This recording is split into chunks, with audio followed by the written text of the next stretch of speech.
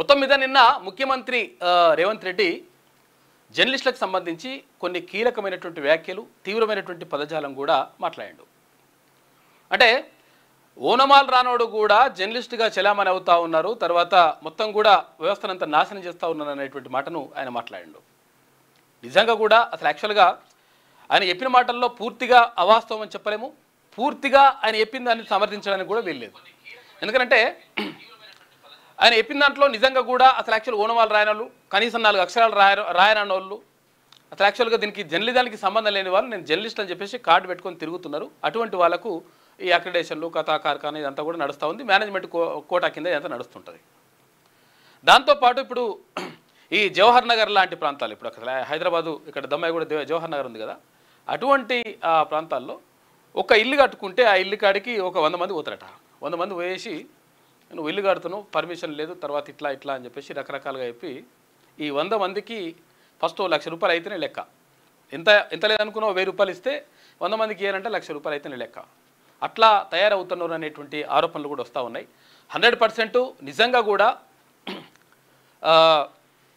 అర్హత లేని వాళ్ళకు సంబంధించి మాత్రం 100% ముఖ్యమంత్రి మాట్లాడినటువంటి మాటలకు 100% సమర్థించవచ్చు.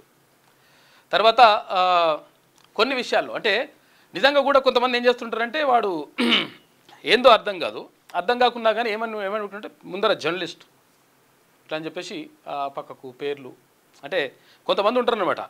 అసలు యాక్చువల్గా జర్నలిజాలకు వాళ్ళకి సంబంధం ఉండదు, తర్వాత జర్నలిస్ట్ అని చెప్పేసి పెట్టుకొని ఇట్లా చేస్తూ ఉంటారు. దానికి సంబంధించి నిన్న ముఖ్యమంత్రి మాట్లాడాడు. తర్వాత ఇంకో కొన్ని విషయాలు ఏం మాట్లాడిందంటే అసలు యాక్చువల్గా మొత్తం అంతా కూడా భాష అట్లా ఉల్టా మాట్లాడుతూ ఉన్నారు, అట్లా మాట్లాడుతూ ఉన్నారు, ఇట్లా మాట్లాడుతూ ఉన్నారు అని చెప్పేసి మాట్లాడుతున్నారు. రాజకీయ నాయకులు మాట్లాడితే తప్పు కాదు, మంచిది. తర్వాత జర్నలిస్టు మాట్లాడితే ప్రజల భాషను మాట్లాడితే లేకపోతే ప్రజల భాషల్లో విషయాలు చెప్తే అది తప్పు అవుతుంది. కొన్ని విషయాల్లో అట్లా అంటే చూసుకోవాల్సిన అవసరం ఉన్నది. తర్వాత ఇంకొకటి ఏంటంటే మీరు గద్దెనెక్కడానికి ఏ రాజకీయ నాయకుడైనా సరే, ఎవరైనా సరే, ఏ పార్టీ అయినా సరే, ఏదైనా కానీ మీరు గద్దెనెక్కడానికి 100% జర్నలిస్టులు అవసరం అవుతారు. మిమ్మల్ని కూర్చోబెట్టడానికి, తర్వాత మిమ్మల్ని అంటే గొప్పగా పబ్లిక్లో చెప్పడానికి జర్నలిస్టులు అవసరం అవుతారు. కానీ నిరుపేదలైనటువంటి నిజంగా ఇప్పుడు మీరు అన్నారుగా వెల్ ట్రైన్డ్ జర్నలిస్టులు చాలామంది ఉన్నారు, కొన్ని వేలాది మంది ఇక్కడ ఉన్నారు. వాళ్ళకు నిరుపేదలైనటువంటి జర్నలిస్టులకు కనీసం మరి వాళ్ళు ఉండడానికి ఇల్లు లేదు, వాళ్ళ పరిస్థితి బాగలేదు అనేటువంటి విషయం పైన కూడా ప్రభుత్వం దృష్టి పెడితే మంచిగా ఉంటుంది. నిజంగా నిష్కాస్తైనటువంటి జర్నలిస్టులకు సంబంధించి నేను మాట్లాడుతున్నా. మరి ఆ విషయం మీద కూడా దృష్టి పెట్టకుండా మన పబ్బ మీద కలుపుకున్నామా లేదా, మనం అంత బయటపడ్డామా లేదనేటువంటి కథలు చాలా ప్రభుత్వాలు కూడా నడుస్తూ ఉన్నాయి. అట్లనే గతంలో కేసీఆర్ చెప్పిండు మీకు డబుల్ బెడ్రూమ్ ఇల్లు సరిపోదు, 3 బెడ్రూమ్ ఇల్లు అయితే మంచిగా ఉంటుంది, అట్లా ఇట్లా అన్నట్టు చెప్పేసి డాంబికాల వాళ్ళకి అవతల పడ్డాడు. కనీసం వాళ్ళకు జాగ కూడా ఇవ్వలే. ఇప్పుడు ఒకవేళ జాగ ఇవ్వాలనుకుంటే ప్రభుత్వాలు ఎట్లుంటాయంటే ఒకవేళ జర్నలిస్టులకు జాగ ఇవ్వాలనుకుంటే ఏం చేస్తారంటే దానికి రకరకాల కొర్రీలు, రకరకాల అంశాలు, రకరకాల విషయాలు అన్నీ ఉన్నాయి తీసుకొచ్చేసి సుప్రీంకోర్టుల కేసుని తీసుకొచ్చి ఆ జాగని ఆడబెడతారు. పెట్టేసి ఇది జర్నలిస్టులకు అని పెట్టినాం కానీ ఇక్కడ సుప్రీంకోర్టులో కేసు పడ్డది, అందుకని ఇవ్వలేకపోతున్నాం.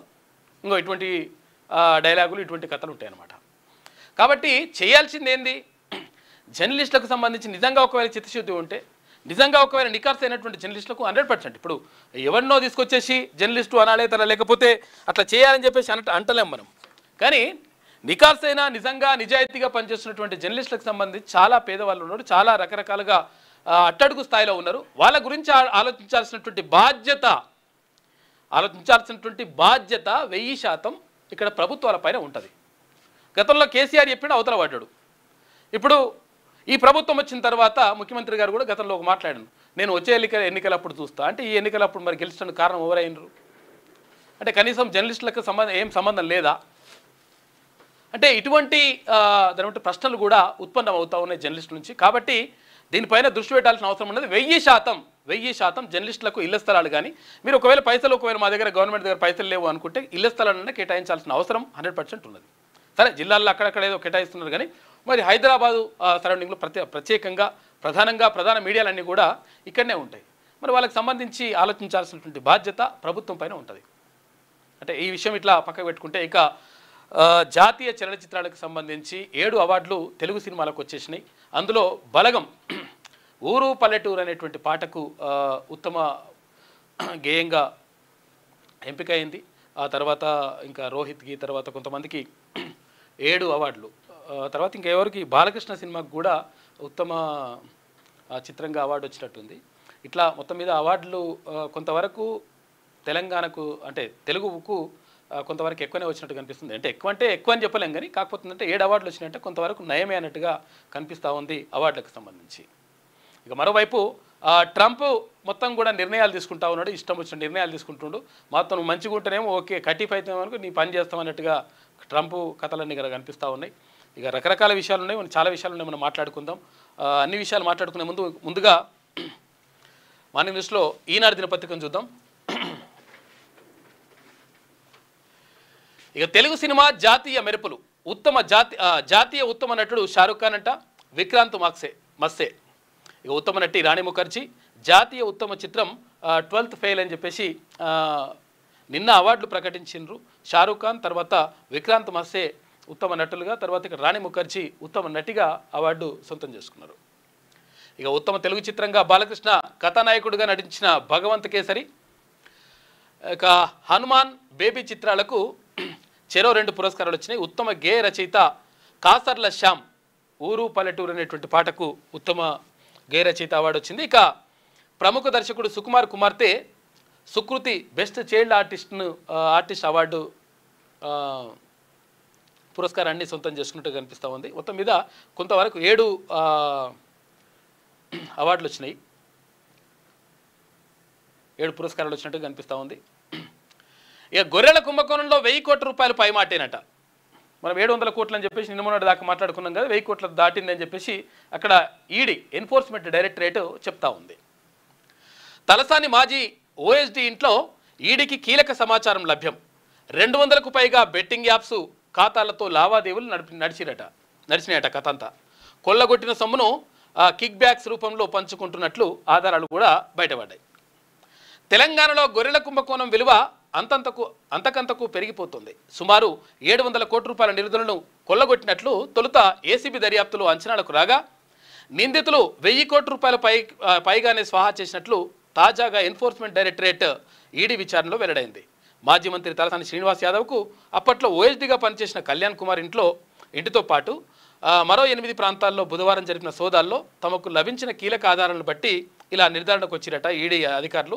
శుక్రవారం ప్రకటించింది. మొత్తం మీద 1000 కోట్లు దాటిందంట. 1000 కోట్లు దాటి 1,00,000 కోట్ల కథ ఉన్నది. ఆ 1,00,000 కోట్ల కథకు సంబంధించి ఏం చేస్తారనేది చూడాలి. ఎందుకంటే కాళేశ్వరం కమిషన్ నివేదిక సమర్పించేసింది ప్రభుత్వానికి.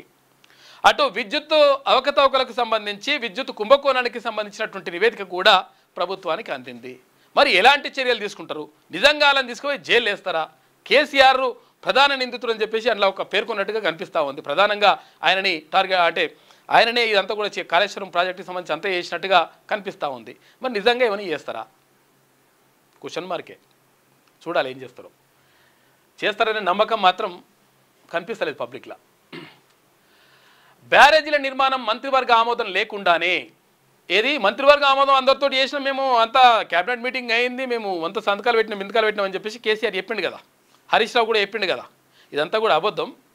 ఈ బ్యారేజీల నిర్మాణం ఈ క్యాబినెట్ ఆమోదం వీధమోదం ఏం లేదు. ఎందుకంటే అప్పుడు మంత్రిగా ఇప్పుడు మంత్రిగా ఉన్నటువంటి తుమ్మల నాగేశ్వరరావు క్లియర్గా చెప్పిండు, ఈ మంత్రివర్గ ఆమోదం ఏం లేరని. ఆయన ఇష్టం వచ్చినట్టుగా ఓకే వేసి పడేసిండ్రు, చేసేసి దాన్ని ఆ కాళేశ్వరంని ఇట్లా తీసుకొచ్చి పెట్టిరని చెప్పేసి మంత్రి తుమ్మల నాగేశ్వరరావు చెప్పిండు. అప్పుడు కేసీఆర్ ప్రభుత్వంలో మంత్రిగా ఉన్నాడు, తర్వాత ఇప్పుడు కాంగ్రెస్ ప్రభుత్వంలో కూడా ఆయన మంత్రిగా కొనసాగుతూ ఉన్నాడు. ఆయన క్లియర్గా చెప్పేసిండు, అప్పుడు నేను మంత్రిగా ఉన్నా, ఏం క్యాబినెట్ మీటింగ్ ఏం జరగలేదని చెప్పిండు. ఇక కాళేశ్వరం నివేదికలో ప్రస్తావించిన జస్టిస్ పిసి ఘోష్ కమిషన్ రిపోర్టును సీఎం రేవంత్ రెడ్డికి అందించిన అధికారులు. కాళేశ్వరం ఎత్తిపోతల పథకంలో మేడిగడ్డ, అన్నారం, సుందిల్ల బ్యారేజీల నిర్మాణానికి మంత్రివర్గం అనుమతి లేదని జస్టిస్ పిసి ఘోష్ కమిషన్ తన నివేదికలో స్పష్టం చేసినట్లు తెలిసింది. తుమ్మిడిహెట్టి వద్ద నీటి లభ్యత లేదని కేంద్ర జలసంఘం చెప్పడం వల్లే మేడిగడ్డ వద్దకు మార్చేశారనేది వాస్తవం కాదని, జలసంఘం నీటి లభ్యత లేదని చెప్పలేదని, ముందుగానే ఒక నిర్ణయానికి వచ్చి మేడిగడ్డ నుంచి నీటిని మళ్లించేలా ప్రాజెక్టును రూపొందించారని కూడా పేర్కొన్నట్లు తెలిసింది. అప్పటి ముఖ్యమంత్రి కె చంద్రశేఖరరావు అంటే కేసీఆర్ ప్రోద్బలంతోనే అధికారులు బ్యారేజీల నిర్మాణ స్థలం సహా అన్ని అంశాలను అమలు చేశారని వివరంగా పేర్కొన్నట్లు సమాచారం. ఇక తుమ్మిడిహెట్టి నుంచి మార్చడం, నీటి లభ్యత అంశంలో అప్పటి కేంద్ర జలశక్తి శాఖ మంత్రి ఉమాభారతి రాసిన లేఖ సహా అనేక అంశాలను నివేదికలో ప్రస్తావించినట్టు తెలిసింది. ఇక బ్యారేజీల నిర్మాణం మార్పుతో పాటు ఇదంతా కూడా కథ అంతా నడిచింది. అంతే ఏమైందంటే అసలు యాక్చువల్గా ఈయన ఏమని చెప్పిండు, క్యాబినెట్ ఆమోదం ఉందని చెప్పిండు. క్యాబినెట్ ఆమోదం లేదని చెప్పేసి నివేదికలు చెప్తా ఉన్నారు. తర్వాత ఇంకేమన్నారు, ఇక్కడ నీటి లభ్యత లేదని చెప్పేసి కేంద్ర జలశక్తి సంఘమే చెప్పింది, కాబట్టి తుమ్మిడిహెట్టి వద్ద మేము కట్టలేదు, అక్కడి నుంచి కాళేశ్వరానికి మార్చమని చెప్పేసి చెప్పిండు కాక. కానీ అటువంటి మాటలేవి చెప్పలేదని చెప్పేసి అందులో నివేదికలు కనిపిస్తూ ఉంది. మొత్తం కూడా కథం చేసి పడేసిండు. ఎందుకంటే 38,000 కోట్ల రూపాయల అంచనాలతో అంటే ప్రారంభమైనటువంటి doctor BR Ambedkar Pranahita Chevella Sujala Sravanthi project ఏదైతే ఉందో ఆ ప్రాజెక్టు పేరుని మార్చేసి ఆ ప్రాజెక్టు మొత్తం కూడా కథం చేసేసి 38,000 కోట్లల్లా 11,000 కోట్ల రూపాయలకు అప్పటికే ఖర్చు చేసి అప్పుడు రాజశేఖర రెడ్డి గవర్నమెంట్ అక్కడ కాలువలు కూడా తవ్వించేసింది. అదంతా కూడా పక్కకు పెట్టేసి దీంట్లో అయితే కమిషన్ వస్తట్లేదు, దీంట్లో అయితే ఆడికాడికే ఉంటట్టుంది లెక్క. తర్వాత కాంట్రాక్టర్ల నుంచి కూడా మొత్తం ఎప్పటికక్కడ ముట్టిపోయింది, కాబట్టి మనకి ఏం రాదని చెప్పేసి ప్లాన్ చేసుకొని ఆ తర్వాత ఇక్కడ తుమ్మిడిహేటి నుంచి కాళేశ్వరానికి మార్చి కాళేశ్వరం తోటి మొత్తం 1,00,000 కోట్ల రూపాయలు కథం చేయొచ్చు అనేటువంటి కార్యక్రమం అంటే చేసినట్టుగా ఇక్కడ మొత్తం పూర్తిగా ఆధారాలు లభిస్తూ ఉన్నాయి.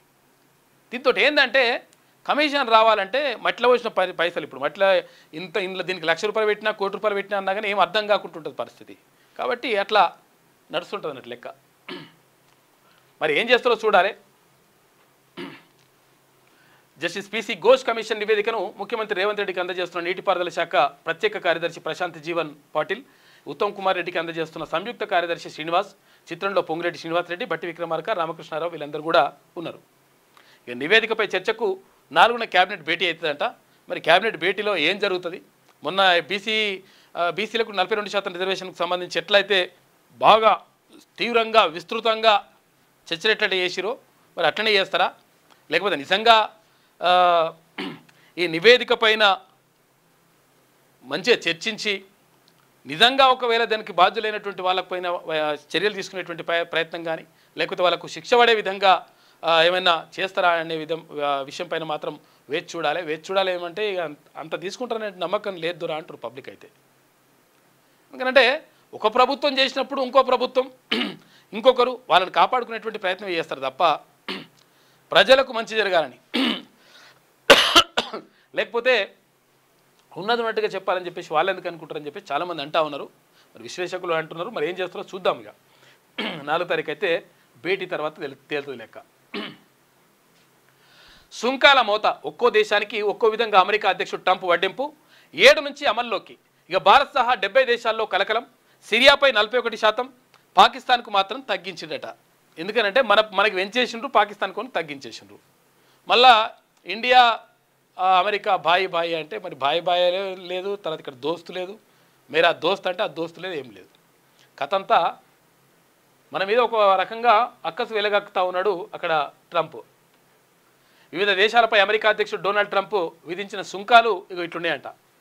బ్రిటన్ మీద 15%, ఐరోపా సమాఖ్య మీద 0 నుంచి 15%, పాకిస్తాన్ మీద 19%, భారత్ మీద 25%, ఇక జపాన్ మీద 15%. అందరికంటే ఎక్కువ ఇప్పుడు ఇలా భారతే కనిపిస్తున్నది. ఒక్క దేశానికి ఒక్కో విధంగా అమెరికా అధ్యక్షుడు ట్రంప్ వడ్డింపు 7 నుంచి అమల్లోకి. భారత్ సహా 70 దేశాల్లో కలకలం రేగుతూ ఉంది. అమెరికా అధ్యక్షుడు డొనాల్డ్ ట్రంప్ ఒక్కో దేశానికి ఒక్కో విధమైన సుంకాల మోతతో హడలెత్తిస్తున్నారు. సర్దుబాటు చేసిన ప్రతీకార సుంకం భారత్పై 25% ఉంటుందని ప్రకటించిన ఆయన ఇవన్నీ ఈ నెల 7 నుంచి అమలవుతాయని తాజాగా వెల్లడించారు. రష్యా నుంచి ఇంధనం, సైనిక సామాగ్రి కొంటున్నందుకు భారత్పై విధిస్తామన్న జరిమానా గురించి దీనిలో ప్రస్తావించలేదు. ఇక పాకిస్తాన్కు మాత్రం తొలుత ప్రకటించిన దానికంటే తగ్గించినా ఇతర దేశాలపై ఎడాపెడా బాదారు. 10% నుంచి 41% వరకు సుంకాలు విధించే కార్యనిర్వాహక ఉత్తర్వుపై సంతకం చేశారు. ప్రతీకార సుంకాల్లో మరిన్ని మార్పుల పేరుతో దీన్ని వెలువరించారు. అయితే కొందరు వ్యాపార భాగస్వాములు తమతో అర్థవంతమైన వాణిజ్య భద్రతాపరమైన ఒప్పందాలకు అంగీకరించడమో త్వరలో సమ్మతి తెలపడమో చేయబోతున్నారని ట్రంప్ పేర్కొన్నారు. దీంతో భయపడి సార్ నువ్వు ఎట్లా చెప్తే గట్లనే, నువ్వేదంటే గదే అని చెప్పేసి అనాలని చెప్పి చూస్తున్నట్టు ఆయన. మరి ఏం చూస్తారో చూడాలి. ఇక ఇరాక్ పైన 35%, వియత్నాం పైన 20% కూడా విధించిండు. అక్కడ మయన్మార్ పైన 40%. రష్యా సమీపంలోకి అమెరికా అణుజలంతర్గాములు ఇక మోహరింపునకు ట్రంప్ ఆదేశాలు జారీ చేస్తున్నాడు. ఎందుకంటే రష్యాకు తర్వాత అమెరికాకు మొదటి నుంచి కూడా ఎప్పుడు కూడా పడదు. ఇక్కడ అమెరికా పెట్టుబడిదారీ ఆర్థిక వ్యవస్థకు ఊతమిస్తే, అంటే ఒక రకంగా పెట్టుబడిదారులకు ఇక్కడ రక్షణ కల్పిస్తూ ఉంటే, అక్కడ రష్యాలో మాత్రం సామ్యవాద ఆర్థిక వ్యవస్థ అక్కడ కొనసాగుతుంది. అంటే సామ్యవాదం అంటే ప్రభుత్వమే, అంటే ప్రజలు ప్రభుత్వం భాగస్వామ్యంతో అక్కడ నడుస్తుంది. దానికి సంబంధించి ఇక్కడ కార్ల్ మార్క్స్ రూపొందించినటువంటి సిద్ధాంతం అక్కడ రష్యాలో అమలవుతూ ఉంటుంది. తర్వాత మార్క్సిస్ట్ సిద్ధాంతం ఇక్కడ చైనాలో ఇక్కడ అమలవుతూ ఉంటుంది ఒక రకంగా. తర్వాత ఇక్కడ అమెరికాకు సంబంధించి పెట్టుబడిదారీ ఆర్థిక వ్యవస్థ. కాబట్టి ఈ అమెరికాకు చైనాకు అంటే ఇక్కడ రష్యాకు ఎప్పుడు కూడా పడదు. ఎందుకంటే మొదటి నుంచి కూడా వీళ్ళు శత్రు దేశాలుగానే కనిపిస్తూ ఉన్నాయి. ఎందుకంటే రష్యా యుఎస్ఎస్ఆర్ ఉన్నప్పుడు ఒక బలమైనటువంటి శక్తిగా ఉండే. అయితే యుఎస్ఎస్ఆర్ ఎప్పుడైతే అంటే విడిపోయిందో, చీలిపోయిందో, ఆ తర్వాత మొత్తం కూడా కొంతవరకు బలహీన పడ్డట్టుగా కనిపిస్తూ ఉంది. ఏదేమైనప్పటికీ రష్యాకు తర్వాత ఇప్పుడు రష్యా దగ్గర ఇవన్నీ మోహరిస్తున్నట. ఏంటి జలాంతర్గాములు. సెప్టెంబర్ 9న ఉపరాష్ట్రపతి ఎన్నిక అని చెప్పేసి ఒక వార్త కనిపిస్తూ ఉంది. ఎందుకంటే ఉపరాష్ట్రపతి సంబంధించి నెలకు ₹1 అపరిమిత కాల్స్ అంట. ఫ్రీడమ్ పేరిట పథకాన్ని తీసుకొచ్చిన బిఎస్ఎన్ఎల్. దీన్ని ఉండనిస్తారా అంటే ఉండనియరు. బిఎస్ఎన్ఎల్ నిజంగా కూడా నిలబెట్టాలనుకుంటే ప్రభుత్వ రంగ సంస్థ. ఈ ప్రభుత్వ రంగ సంస్థను నిలబెట్టాలంటే ఏం చేయాలి? మంచిగా అక్కడ ఉద్యోగులందరూ కూడా మంచిగా పనిచేయాలి, మ్యాన్ పవర్ని పెంచుకోవాలి, సేవలను విస్తృతం చేయాలి, తర్వాత టవర్లు పెంచుకోవాలి, ఇవన్నీ కూడా చేయాలి. ఇవన్నీ కూడా జరగవు. ఇవన్నీ కూడా జరుగుతుంటే కూడా జరగకుండా ఆపేస్తారు. ఒకవేళ సిగ్నల్ మంచిగా వస్తే మంచిగా రాకుండా చేస్తారు. ఇట్లా రకరకాలుగా ఎందుకు జరుగుతాయి అంటే ఈ ప్రైవేటు కంపెనీలు ఏవైతే ఉన్నాయో ఈ ప్రైవేటు కంపెనీలన్నీ కూడా మేనేజ్ చేస్తూ ఉంటాయి. మేనేజ్ చేసి ఇక్కడ బిఎస్ఎన్ఎల్లో ఉన్నటువంటి అధికారులు ఎవరైతే ఉంటారో వాళ్ళకు ఎరేయడం, తర్వాత వాళ్ళకు మీరు అట్లా అనవసరంగా అట్లా టారిఫ్లు ప్రకటించకండి, లేకపోతే అట్లా అంటే ఉచితాలు ప్రకటించకండి, తక్కువ ధరకి ఇవ్వకండి, ఎందుకంటే ఇస్తే మా పని అవుతుందని చెప్పేసి వీళ్ళని మేనేజ్ చేసేసి మొత్తం బిఎస్ఎన్ఎల్ అగ్రగామిగా ఉండాలి. ఇప్పుడు ఏదైనా టెంపుల్లోకి వెళ్తే, ఇప్పుడు శ్రీశైలమో లేకపోతే తిరుపతో అటువంటి దగ్గరికి వెళ్ళినప్పుడు బిఎస్ఎన్ఎల్లే అక్కడ పనిచేస్తుంది. కానీ బిఎస్ఎన్ఎల్కి సంబంధించి పూర్తిగా అటువంటి అవకాశాలు లేకుండా ఇప్పుడు దీన్ని ఉండనిస్తారో అనేటువంటి నమ్మకం కూడా లేదు. నెలకు ₹1 అపరిమిత కాల్స్ అంటే అన్లిమిటెడ్ కాల్స్. మరి ఇది దాన్ని ఉండనిస్తారా అంటే గ్యారంటీ లేదు, నమ్మకం లేదు దొరా అన్నట్టుంటుంది లెక్క. ఎందుకంటే ఈ ప్రైవేటు వ్యవస్థలన్నీ కూడా ఏం చేస్తుంటాయి అంటే మొత్తం కూడా ఈ బిఎస్ఎన్ఎల్ని ఖతం చేసే కార్యక్రమం చేస్తాయి. ఎందుకంటే అట్లయితేనే వీడు బతుకుతాడు, అట్లయితేనే ఈ పబ్లిక్ దగ్గర నుంచి ఇష్టం వచ్చినట్టుగా పైసలు గుంజొచ్చు. ఎంత అంటే అంత పెంచుకుంటూ పోతాడు. ఫస్ట్ ఏమో ఫ్రీ అంటాడు.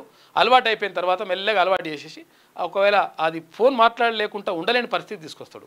ఫోన్ చూడలేకుండా అంటే వీడియోలు ఇవన్నీ చూడలేకుండా ఉండలేని పరిస్థితి తీసుకొస్తాడు.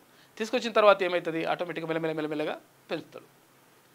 బ్రిటిష్ వాళ్ళు కూడా భారతదేశానికి వచ్చిన తర్వాత ఈ తేయాకు సంబంధించి అంటే అప్పుడు భారతీయులకు అంటే అప్పటికి ఈ టీ అలవాటు లేదు. ఈ టీ అలవాటు లేకపోతే టీని అలవాటు చేయడానికి వాళ్ళు ఏం చేసిందంట అక్కడక్కడ స్టాల్స్ ఏర్పాటు చేసిండ్రు. ప్రధాన పట్టణాల్లో స్టాల్స్ ఏర్పాటు చేసేసి దాన్ని బ్లాక్ టీ దాన్ని ఏది డైరెక్ట్ ఇస్తే తాగుతలేరు, కషాయం లాగా ఉంటుందని చెప్పేసి అందులో షుగర్ వేసిండ్రు. ఆ తర్వాత పాలు వేయడం, ఇట్లా రకరకాలుగా వేసేసి మొత్తం మీద టీని అలవాటు చేసిండ్రు. ఫ్రీగా ఇచ్చినట్టు అప్పుడు. ఆ తర్వాత టీ లేకుండా ఉండలేనటువంటి పరిస్థితుల్లోకి ఇప్పుడు చాలామంది 100కి 80 నుంచి 90% మంది టీ లేకుండా కాఫీ లేకుండా ఉండలేని పరిస్థితిలోకి వచ్చిండ్రు. అట్లా తీసుకొస్తారన్నట్టు లెక్క. ఇది ఈనాడులో ఉన్నటువంటి ప్రధాన కథనాలు. అయితే ఒకసారి వెలుగు చూద్దాం. బలగం పాటకు జాతీయ అవార్డు. తెలంగాణ పల్లె జీవన చిత్రాన్ని కైగట్టిన ఊరు పల్లెటూరు పాట జాతీయ ఉత్తమ గీతంగా నిలిచింది. బలగం సినిమా కోసం ప్రముఖ గేయ రచయిత కాసర్ల శ్యామ్ ఈ పాటను రాశారు. 71వ జాతీయ చలనచిత్ర పురస్కారాలను శుక్రవారం కేంద్ర ప్రభుత్వం ప్రకటించింది. కాసర్ల శ్యామ్ జాతీయ ఉత్తమ లిరిసిస్టు అవార్డును సొంతం చేసుకోగా నేషనల్ బెస్ట్ పిక్చర్గా 12th ఫెయిల్ నిలిచింది. ఇక ఉత్తమ నటులుగా షారూక్ ఖాన్, విక్రాంత్ మస్సే, ఉత్తమ నటిగా రాణి ముఖర్జీ ఎంపికయ్యారు. ఉత్తమ తెలుగు చిత్రంగా భగవంత్ కేసరి ఈయన బాలకృష్ణ నటించాడు, అది నిలిచింది. ఇక Hanuman movie visual effect best action విభాగాల్లో అవార్డు దక్కించుకుంది. ఇక బేబీ చిత్రానికి బెస్ట్ మేల్ సింగర్ అవార్డును రోహిత్కి వచ్చింది. ఇక best screenplay Sai Rajesh award దక్కాయి. ఇక గాంధీ తాత చెట్టు సినిమాలో నటించిన సుకృతి సుకృతి వేణి బెస్ట్ చైల్డ్ ఆర్టిస్ట్గా సెలెక్ట్ అయిందంట. ఈమె ఎవరు, సుకుమార్ కుమార్తె. ఈమె డైరెక్టర్ సుకుమార్ ఉంటాడు కదా, ఆయన కూతురు సుకృతి వేణి. ఆమెకు చైల్డ్ అంటే బాలనటిగా అవార్డు వచ్చిందంట. మొత్తంగా తెలుగు సినిమాలకు 7 అవార్డులు వచ్చినాయి. నిన్న జాతీయ చిత్రాలకు సంబంధించి జాతీయ అవార్డులు నిన్న ప్రకటించారు. ఇక best feature film 12th fail అంట. బెస్ట్ పాపులర్ ఫిలిం రాకీ ఔర్ రాణికి ప్రేమ్ కహానీ. ఉత్తమ నటులు షారూక్ ఖాన్, విక్రాంత్ మస్సే. ఉత్తమ నటి Rani Mukerji, Mrs Chatterjee versus Norway అంట. ఉత్తమ తెలుగు చిత్రం భగవంత్ కేసరి. Best lyricist Kasarla Shyam. ఊరు పల్లెటూరు పాట ఉంది కదా బలగం సినిమాలో, ఆ పాటకు వచ్చిందంట. మొత్తం మీద 7 అవార్డులు సొంతం చేసుకున్నారు మన తెలుగు సినిమాలకు సంబంధించి. ఇక పాకిస్తాన్పై 19%, ఇండియాపై 25%, కెనడాపై 35%, బ్రెజిల్పై 50% సుంకాలు. ఆయా దేశాలకు 10 నుంచి 50% వరకు సుంకాలు ప్రకటించిన అమెరికా ప్రెసిడెంట్ ఈ నెల 7 నుంచి అమల్లోకి కొత్త టారిఫ్లు వస్తాయని చెప్పేసి చెప్తా ఉన్నారంట. 69 దేశాలపై ట్రంప్ టారిఫ్లు చూసుకోగా. ఇంకా ట్రంప్కు నోబెల్ ఇవ్వాల్సిందే అని చెప్పేసి వైట్ హౌస్ డిమాండ్ చేస్తుందంట. వైట్ హౌస్ అంటే ఇప్పుడు అమెరికా అధ్యక్షుడి భవనాన్ని వైట్ హౌస్ అంటారు.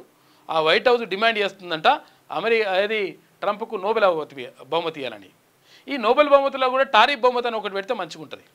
ఏది ఉత్తమ టారిఫ్ అవార్డు గ్రహీత డొనాల్డ్ ట్రంప్ అంటే మంచిగా ఉంటుంది. ఎందుకంటే ఇష్టం వచ్చినట్టుగా టారిఫ్లు విధించడంలో ఆయన్నేమో ఫస్ట్ ఉంటున్నట్టుండు.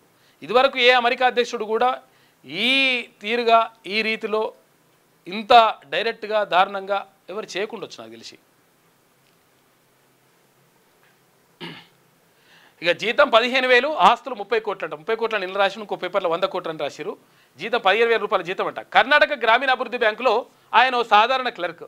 జీతం నెలకు 15,000 రూపాయలు. కానీ ఆస్తులు మాత్రం కోట్లల్లో కూడా పెట్టారు. పదుల సంఖ్యలో ఇండ్లు, ఎకరాల కొద్ది భూములు కూడా సంపాదించిందట. మంచిగానే వేసుకొచ్చిండు గట్టిగానే. నేటి నుంచి టీచర్ల ప్రమోషన్ల ప్రక్రియ.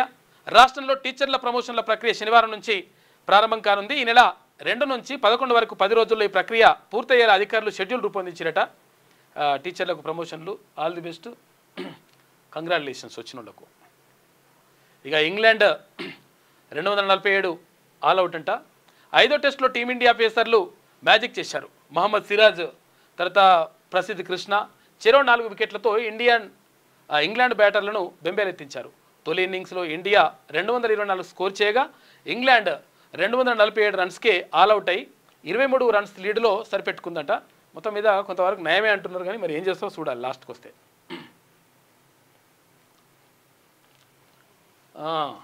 చేతికి రిపోర్ట్లు, ఇక యాక్షన్. మరి ఏం యాక్షన్ ఉంటుందనేది చూడాలి మనం.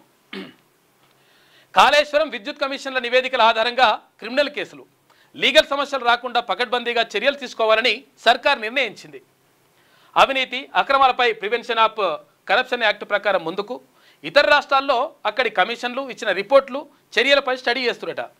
ఇప్పటికే విద్యుత్ నివేదికపై కేబినెట్లో చర్చ. కాళేశ్వరం రిపోర్టుపై చర్చకు ఈ నెల 4న ప్రత్యేకంగా కేబినెట్ భేటీ అవుతుందంట. ఈ నివేదికను సమ్మరీ చేసేందుకు కమిటీ ఏర్పాటు చేస్తున్నారు. ఇక 2 రిపోర్టులను అసెంబ్లీలో ప్రవేశపెట్టాలని ప్రభుత్వం యోచిస్తున్నట్టుగా తెలుస్తూ ఉంది. మరి ఏం చేస్తారు, యోచిస్తారు, మంచిగా ఉన్నది. కానీ మరి నిజంగా తప్పు చేసిన పైన చర్యలు ఉంటాయా ఉండయా? నిజంగా ఒకవేళ ఇప్పుడు ఈ 1,00,000 కోట్లు తిన్నాడు, అన్ని తిన్నాడు, ఇన్ని అని చెప్పేసి బీజేపీ ఆరోపిస్తూ ఉంది, ఇక్కడ కాంగ్రెస్ ఆరోపిస్తూ ఉంది, అటు అందరూ ఆరోపిస్తున్నారు, మంచిగా ఉన్నది. మరి నిజంగా తప్పు చేసిన పైన చర్యలు ఉంటాయా, ఎట్లుంటాయి, ఏం కథ చూడాలి. ఇక కాళేశ్వరం విద్యుత్ ప్రాజెక్టులపై విచారణ కమిషన్లు సమర్పించిన నివేదికల ఆధారంగా రాష్ట్ర ప్రభుత్వం కఠిన చర్యలు తీసుకోవడానికి సిద్ధమైంది. నివేదికల్లోని సిఫారసుల ప్రకారం ముందుకెళ్లాలని నిర్ణయించింది. ప్రధానంగా క్రిమినల్ కేసులు పెట్టే అంశాన్ని పరిశీలిస్తున్నట్లు సమాచారం. అవినీతి అక్రమాలు, నిధుల గోల్మాల్ జరిగినట్లు నిర్ధారిస్తే ఏసీబీ వంటి సంస్థలతో కేసులు పెట్టాలని భావిస్తున్నది. అయితే అవినీతిలో అధికారులు, ప్రజాప్రతినిధులు భాగమైతే ఎటువంటి చర్యలు తీసుకోవాలనే దానిపై రాష్ట్ర సర్కార్ అధ్యయనం చేస్తుంది. ఇప్పటికే విద్యుత్ కమిషన్ రిపోర్టుపై కేబినెట్లో చర్చించినందున కాళేశ్వరం కమిషన్ రిపోర్టుపై చర్చించి నిర్ణయం తీసుకునేందుకు ఈ నెల 4న ప్రత్యేకంగా మంత్రివర్గ సమావేశాన్ని నిర్వహించనుంది. కాళేశ్వరం కమిషన్ నివేదికపై అధ్యయనం కోసం తర్వాత జీఏడీ ఇరిగేషన్ సెక్రటరీలతో ఒక కమిటీని కూడా ఏర్పాటు చేసిందట. మరి ఏం చేశారు, కమిటీలు ఏర్పాటు చేస్తున్నారు, మంచిగా ఉండదు, కానీ ఏడాకా పోతానే చూడాలి. ఇక సీఎంకు కాళేశ్వరం కమిషన్ రిపోర్ట్ అంట. కాళేశ్వరంపై జస్టిస్ పిసి ఘోష్ కమిషన్ సమర్పించిన నివేదికను శుక్రవారం డిప్యూటీ సీఎం భట్టి విక్రమార్క, మంత్రులు ఉత్తమ్ కుమార్ రెడ్డి, పొంగులేటి శ్రీనివాసరెడ్డి సమక్షంలో సీఎం రేవంత్ రెడ్డికి జూబ్లీహిల్స్లోని ఆయన నివాసంలో అధికారులు అందించారు. నీటిపారుదల శాఖ special secretary Prashant Patil, joint secretary Srinivas, PS Ramakrishna Rao, CS Ramakrishna Rao నివేదికను ముఖ్యమంత్రికి అందజేశారు. కమిషన్ ఇచ్చిన రిపోర్ట్ను అధ్యయనం చేసి పూర్తి సారాంశాన్ని తయారు చేసేందుకు ప్రభుత్వం ఒక కమిటీని నియమించింది. ఇందులో నీటిపారుదల శాఖ సెక్రటరీ, న్యాయశాఖ సెక్రటరీ, జీఏడీ సెక్రటరీని సభ్యులుగా ఉంటారంట. నివేదిక పూర్తి సారాంశాన్ని రెడీ చేసి 1-2 రోజుల్లో అందించాలని కమిటీని ప్రభుత్వం ఆదేశించిందంట. మరి ఏం చేస్తారు, ఏం కథ అనేది చూడాలి. మరి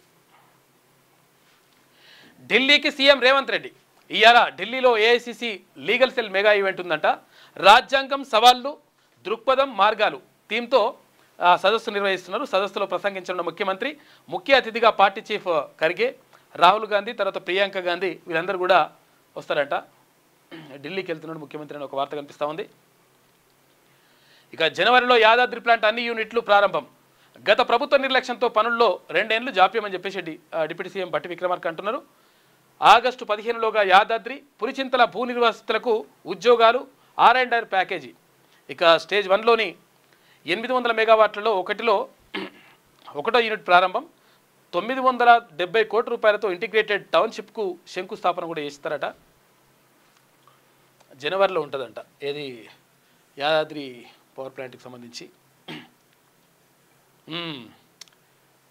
ఇక వాళ్ళని ఏది గుండు సూది, గుండు పిన్ను ఇట్లా అని చెప్పేసి అప్పుడు కేసీఆర్ అన్నాడు. తర్వాత రకరకాలుగా ఏది తోక పార్టీలని ఇట్లా కమ్యూనిస్టు పార్టీలకు సంబంధించి కేసీఆర్ రకరకాల వ్యాఖ్యలు చేసిండు. సరే, వాళ్ళతో అవసరం ఉన్నప్పుడు అవసరంగా ఉన్నాడు, తర్వాత అట్లా మాట్లాడిండు, అది వేరే విషయం. ఇప్పుడు మాత్రం కమ్యూనిస్టు పార్టీలు చాలా కీలకమైనటువంటి మాటలు నిన్న ముఖ్యమంత్రి రేవంత్ రెడ్డి మాట్లాడిండు. కమ్యూనిస్టులు ఉప్పు లాంటోళ్ళు అంట. ఉప్పు లాంటోళ్ళు ఎందుకంటే ఉప్పు అదేది కూరల ఉప్పు లేకపోతే మంచిగా ఉంటుంది. నలపాకము పట్టిన నేను ఇంపదోడు ఉప్పు లేక రుచి పుట్టక నేర్చినట్టు అయ్యే భాస్కర అని చెప్పేసి అంటారు భాస్కర శతకంలో. అంటే నలచక్రవర్తి వండినా కానీ, నలపాకం పట్టిన నేను నలచక్రవర్తి వచ్చి వండినా కానీ అందులో ఉప్పు లేకపోతే అది రుచి ఉండదు. కాబట్టి అట్లా ఉప్పు చాలా ఇంపార్టెంట్ అని చెప్తుంటారు. అట్లా ఏది రాజకీయ పార్టీలకు, తర్వాత ఇక్కడ ప్రభుత్వాలని మార్చడానికి, ప్రభుత్వాలని దిగ్గొట్టాలంటే, ప్రభుత్వాన్ని గద్దెనెక్కించడానికి వీళ్ళు ఉపయోగపడరో తెలియదు, కానీ ప్రభుత్వాన్ని దించడానికి మాత్రం ఈ కమ్యూనిస్టులు ఉపయోగపడతారని చెప్పేసి నిన్న ముఖ్యమంత్రి రేవంత్ రెడ్డి మాట్లాడాడు. కమ్యూనిస్టులు ఉప్పు లాంటోళ్ళు, ఉప్పు ఉంటేనే వంటకు రుచి వచ్చినట్లు, ఎర్ర జెండా కనిపిస్తేనే సమస్యల పరిష్కారం అని చెప్పి సీఎం రేవంత్ రెడ్డి అంటుండు. ఇక పాలనలో తప్పులు చేసిన వాళ్ళను దించడంలో ముందుంటారు. భవిష్యత్తులోనూ కాంగ్రెస్ కమ్యూనిస్టు సహకారం అవసరం. అయితే చదువు రానోళ్ళు కూడా సోషల్ మీడియా జర్నలిస్టులుగా చెలామని, జర్నలిజం ముసుగులో అరాచకాలు చేసేవారిని పక్కన పెట్టండి. సంపాదించిన ఆస్తులను కాపాడుకునేందుకే కొందరు పత్రికలను వాడుకుంటున్నారని చెప్పేసి ఫైర్ అయ్యిండు నిన్న ముఖ్యమంత్రి రేవంత్ రెడ్డి. నిజంగా అంటే ఇట్లా అర్హత లేని వాళ్ళను, అంటే నిజంగా కనీసం దాని మీద అవగాహన లేని వాళ్ళు కూడా కార్డు పట్టుకొని తిరుగుతూ ఉన్నారంట. అటువంటి వాళ్ళని పక్క పెట్టని చెప్పేసి అంటున్నాడు ముఖ్యమంత్రి. కేసీఆర్ హరీష్ వల్లే బనకచెర్ల, దానికి సంబంధించి నిన్న మాట్లాడండి. అది ఒకసారి చూస్తే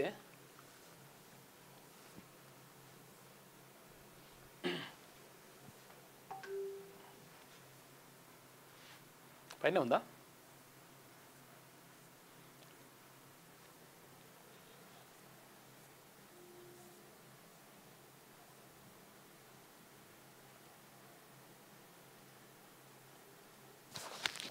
మిత్రులకు నేను విజ్ఞప్తి చేస్తున్నా, మీరు డిఫరెన్షియేట్ చేయండి, వాళ్ళని వేరుగా కూర్చోబెట్టండి.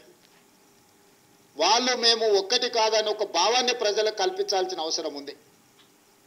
ఈరోజు media, social media, digital media, ఎవడు పడితే వాడికి మొత్తం పెన్ను పేపర్ ఇస్తే వాళ్ళు మొత్తం రాయలేడు, ఏబిసిడి మొత్తం రాయలేడు. వాడు కూడా నేను జర్నలిస్ట్ అంటాడు. ఏం జర్నలిస్ట్ అంటే నేను సోషల్ మీడియా జర్నలిస్ట్ అంటాడు.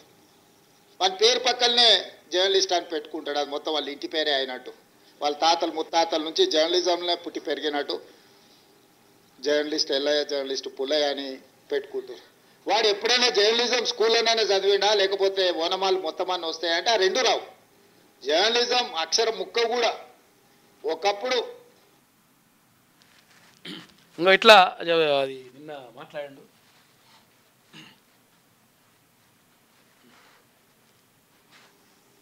పత్రికా సమావేశాలకు కూడా ఎవరు పడితే వాడు లోపలికి వచ్చేసి మీకంటే ముందల కూర్చొని కూర్చుంటాడు. ఇంతకుముందు నేను చూస్తాను, ఒక 15 సంవత్సరాల క్రితం నేను ప్రజాప్రతినిధిగా ఎన్నికైనప్పుడు పత్రికా సమావేశాలు పెడితే సీనియర్ రాగానే సీనియర్ జర్నలిస్ట్ ఏ పేపర్ అయినా ఉండదు, లేకపోతే ఏ టీవీ అన్నా ఉండదు. జూనియర్స్ ఎవరైనా ఉంటే సీనియర్స్ వస్తే ముందల సీట్లో కూర్చున్న వాళ్ళు కూడా లేచి వాళ్ళకి సీట్ ఇచ్చి వెనక్కి వెళ్ళి కూర్చున్న వాళ్ళు, ఒకవేళ సీట్ లేకపోతే పక్కకు నించొని నోట్ చేసుకునేది. ఒక బాధ్యత, ఒక గౌరవం, ఒక మర్యాద. వాళ్ళ యాజమాన్యాలు ఎవరున్నా జర్నలిస్టుని ఒక గౌరవించుకునే పరిస్థితి ఉండే. ఇప్పుడు ఆ పరిస్థితి పూర్తిగా దెబ్బతిన్నది. వాడు ఖాళీగా ఉంటాడు కాబట్టి 3 గంటల ముందే వచ్చి ముందల కుర్చీలో కూర్చుంటాడు, కాలు మీద కాలు వేసుకొని. వాడికి ఆ వచ్చిన సీనియర్ జర్నలిస్ట్ వాళ్ళ జీవితాన్ని మొత్తం జర్నలిజంలో కలిపినరు. వాళ్ళు సిన్సియర్గా ప్రజా సమస్యల్ని విశ్లేషించడానికి, పరిశోధనలు చేయడానికి, వాళ్ళ జీవితాన్ని, ఆరోగ్యాన్ని ఫనంగా పెట్టి, కుటుంబాలను కూడా ఫనంగా పెట్టి ప్రజల సమస్యలను తెలుసుకోవడానికి ఎక్కడెక్కడనో మారుమూల ప్రాంతాలకు వెళ్ళి రోజుల కొద్దీ ప్రజలలో మమేకమై ఆ సమస్యల్ని తెలుసుకొని వాళ్ళు రాసిందన్న సంగతి పాలకులు. మరి ఇన్ని చేసిందంటే మీకు పూర్తిగా అవగాహన ఉన్నది కదా. అవగాహన ఉన్నప్పుడు నిజమైన జర్నలిస్టులకు మరి ఇళ్ల స్థలాలు కానీ తర్వాత వాళ్ళకు సంబంధించి 100% మీరు చర్యలు తీసుకోవాల్సిన అవసరం ఉందా లేదా? వాళ్ళ జీవితాలు బాగుపడడానికి మీరు అంటే ప్రయత్నం చేయాల్సిన అవసరం ఉందా లేదా? ప్రభుత్వం నుంచి మీరు సహకారం అందించాల్సిన అవసరం ఉందా లేదా? 3 ఏళ్ళ ఇప్పుడు అక్రిడేషన్ లేదు, ఇంకా దాన్ని ఇంకా మళ్ళీ కథ ఇంకేం స్టార్ట్ చేయలే. ఇప్పుడు ఈ సంవత్సరంన్నర అవుతుంది. ఇప్పుడు ప్రభుత్వం ఏర్పడిన తర్వాత ఇప్పటి వరకు ఇంకేం లేదు. తర్వాత ఇంకేంది, ఇప్పుడు ఇళ్ల స్థలాలు అన్నారు, అప్పుడు కేసీఆర్ పక్కకు పెట్టేసిండు, మీరు కూడా దాని గురించి పట్టించుకుంటలేరు. మరి నిజంగా నేను ఏమంటానంటే, ఇప్పుడు సరే మీరు అన్నారు, ఇప్పుడు కొంతమంది నిజంగా కూడా కార్డు పట్టుకొని తిరుగుతారు, అది వేరే విషయం. కానీ నిజమైనటువంటి జర్నలిస్టులకు ప్రభుత్వం ఏం చేస్తుంది, మరి మీరేం చేస్తున్నారు అనేటువంటి విషయంపై కూడా ఒక్కసారి ఆలోచించి నిర్ణయం తీసుకుంటే మంచిగా ఉంటుంది. సోషల్ మీడియాలో ఇట్లా అని చెప్పేసి అంటే మీరు ఏ ఉద్దేశంతో ఉన్నారో తెలియదు. కానీ నిజంగా కూడా ఒకవేళ సోషల్ మీడియా లేకపోతే మీకు ప్రధాన మీడియా ఎప్పుడు కూడా సపోర్ట్ చేయలే. అధికారంలోకి రావడానికి ప్రధానంగా పనిచేసింది సోషల్ మీడియా. అందుకనే కేటీ రామారావు ఇప్పుడు మొత్తం సోషల్ మీడియా మీద పడ్డాడు. ఎందుకంటే ఈ ప్రధాన మీడియా అంతా విడిచిపెట్టేసి పబ్లిక్ సోషల్ మీడియానే ఇప్పుడు ప్రధానంగా నడుస్తుంది కాబట్టి దాని మీద కేటీ రామారావు దృష్టి పెడతా ఉన్నాడు. మీరు సోషల్ మీడియాని అంటే మరి ఏ ఉద్దేశంతో తిడుతున్నారో, ఏ ఉద్దేశంతో మీరు అట్లా అంటున్నారో తెలియదు. కానీ అదైతే మరి నడుస్తూ ఉంది.